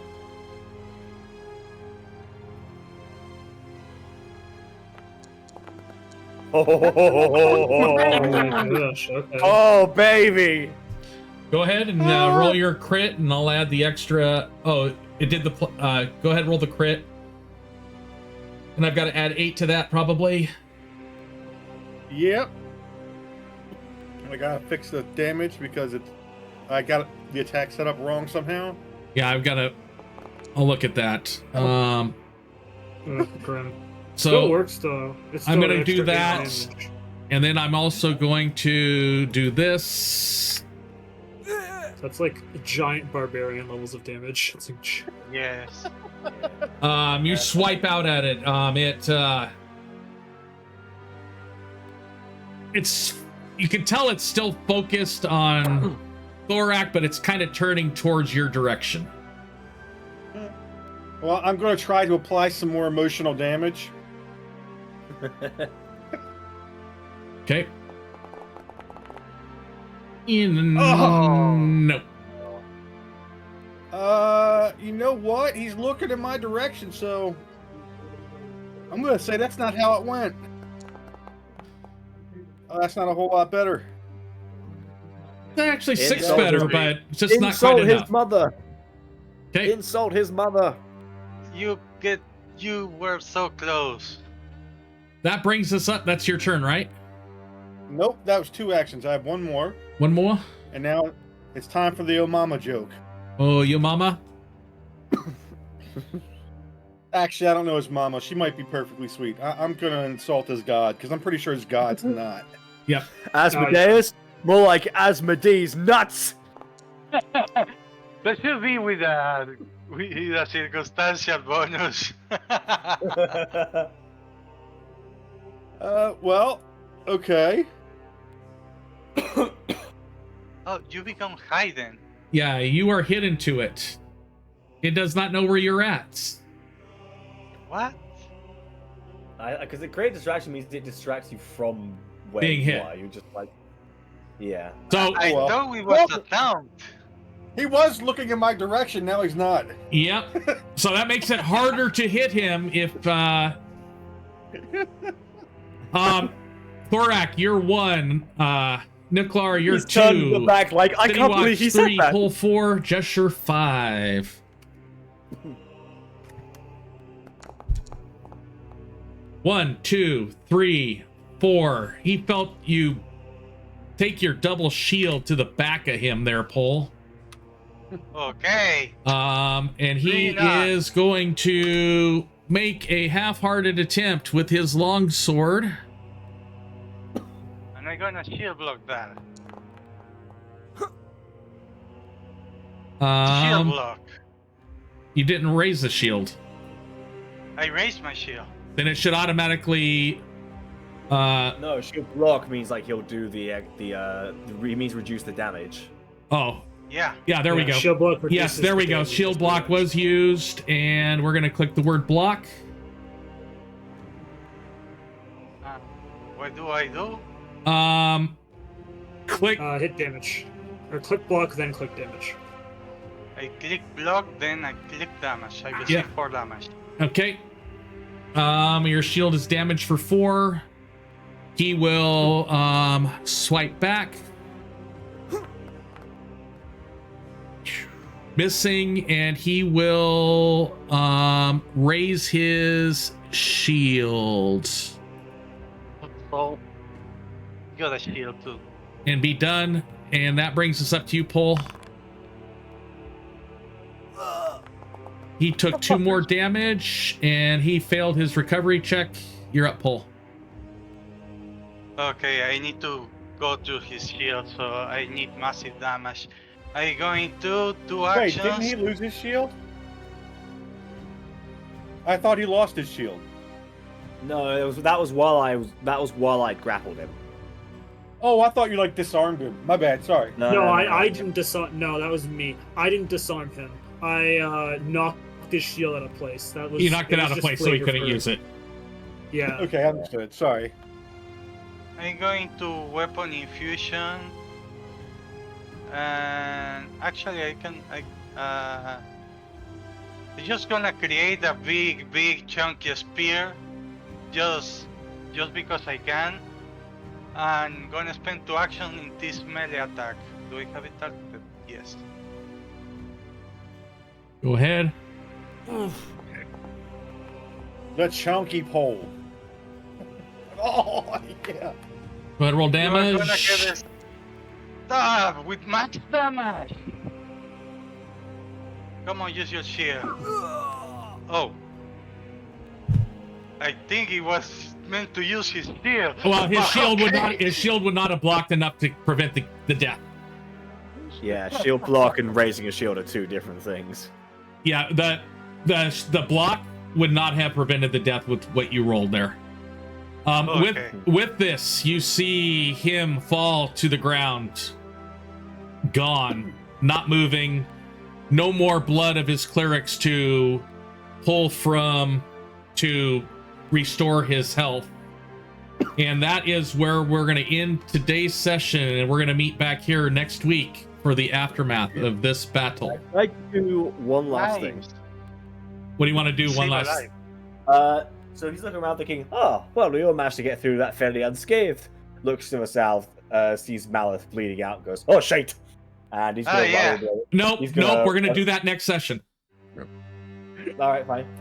Yep. No, I want to leave it right there because there's a lot of stuff that we've got to do before you'd even be able to get to heal him.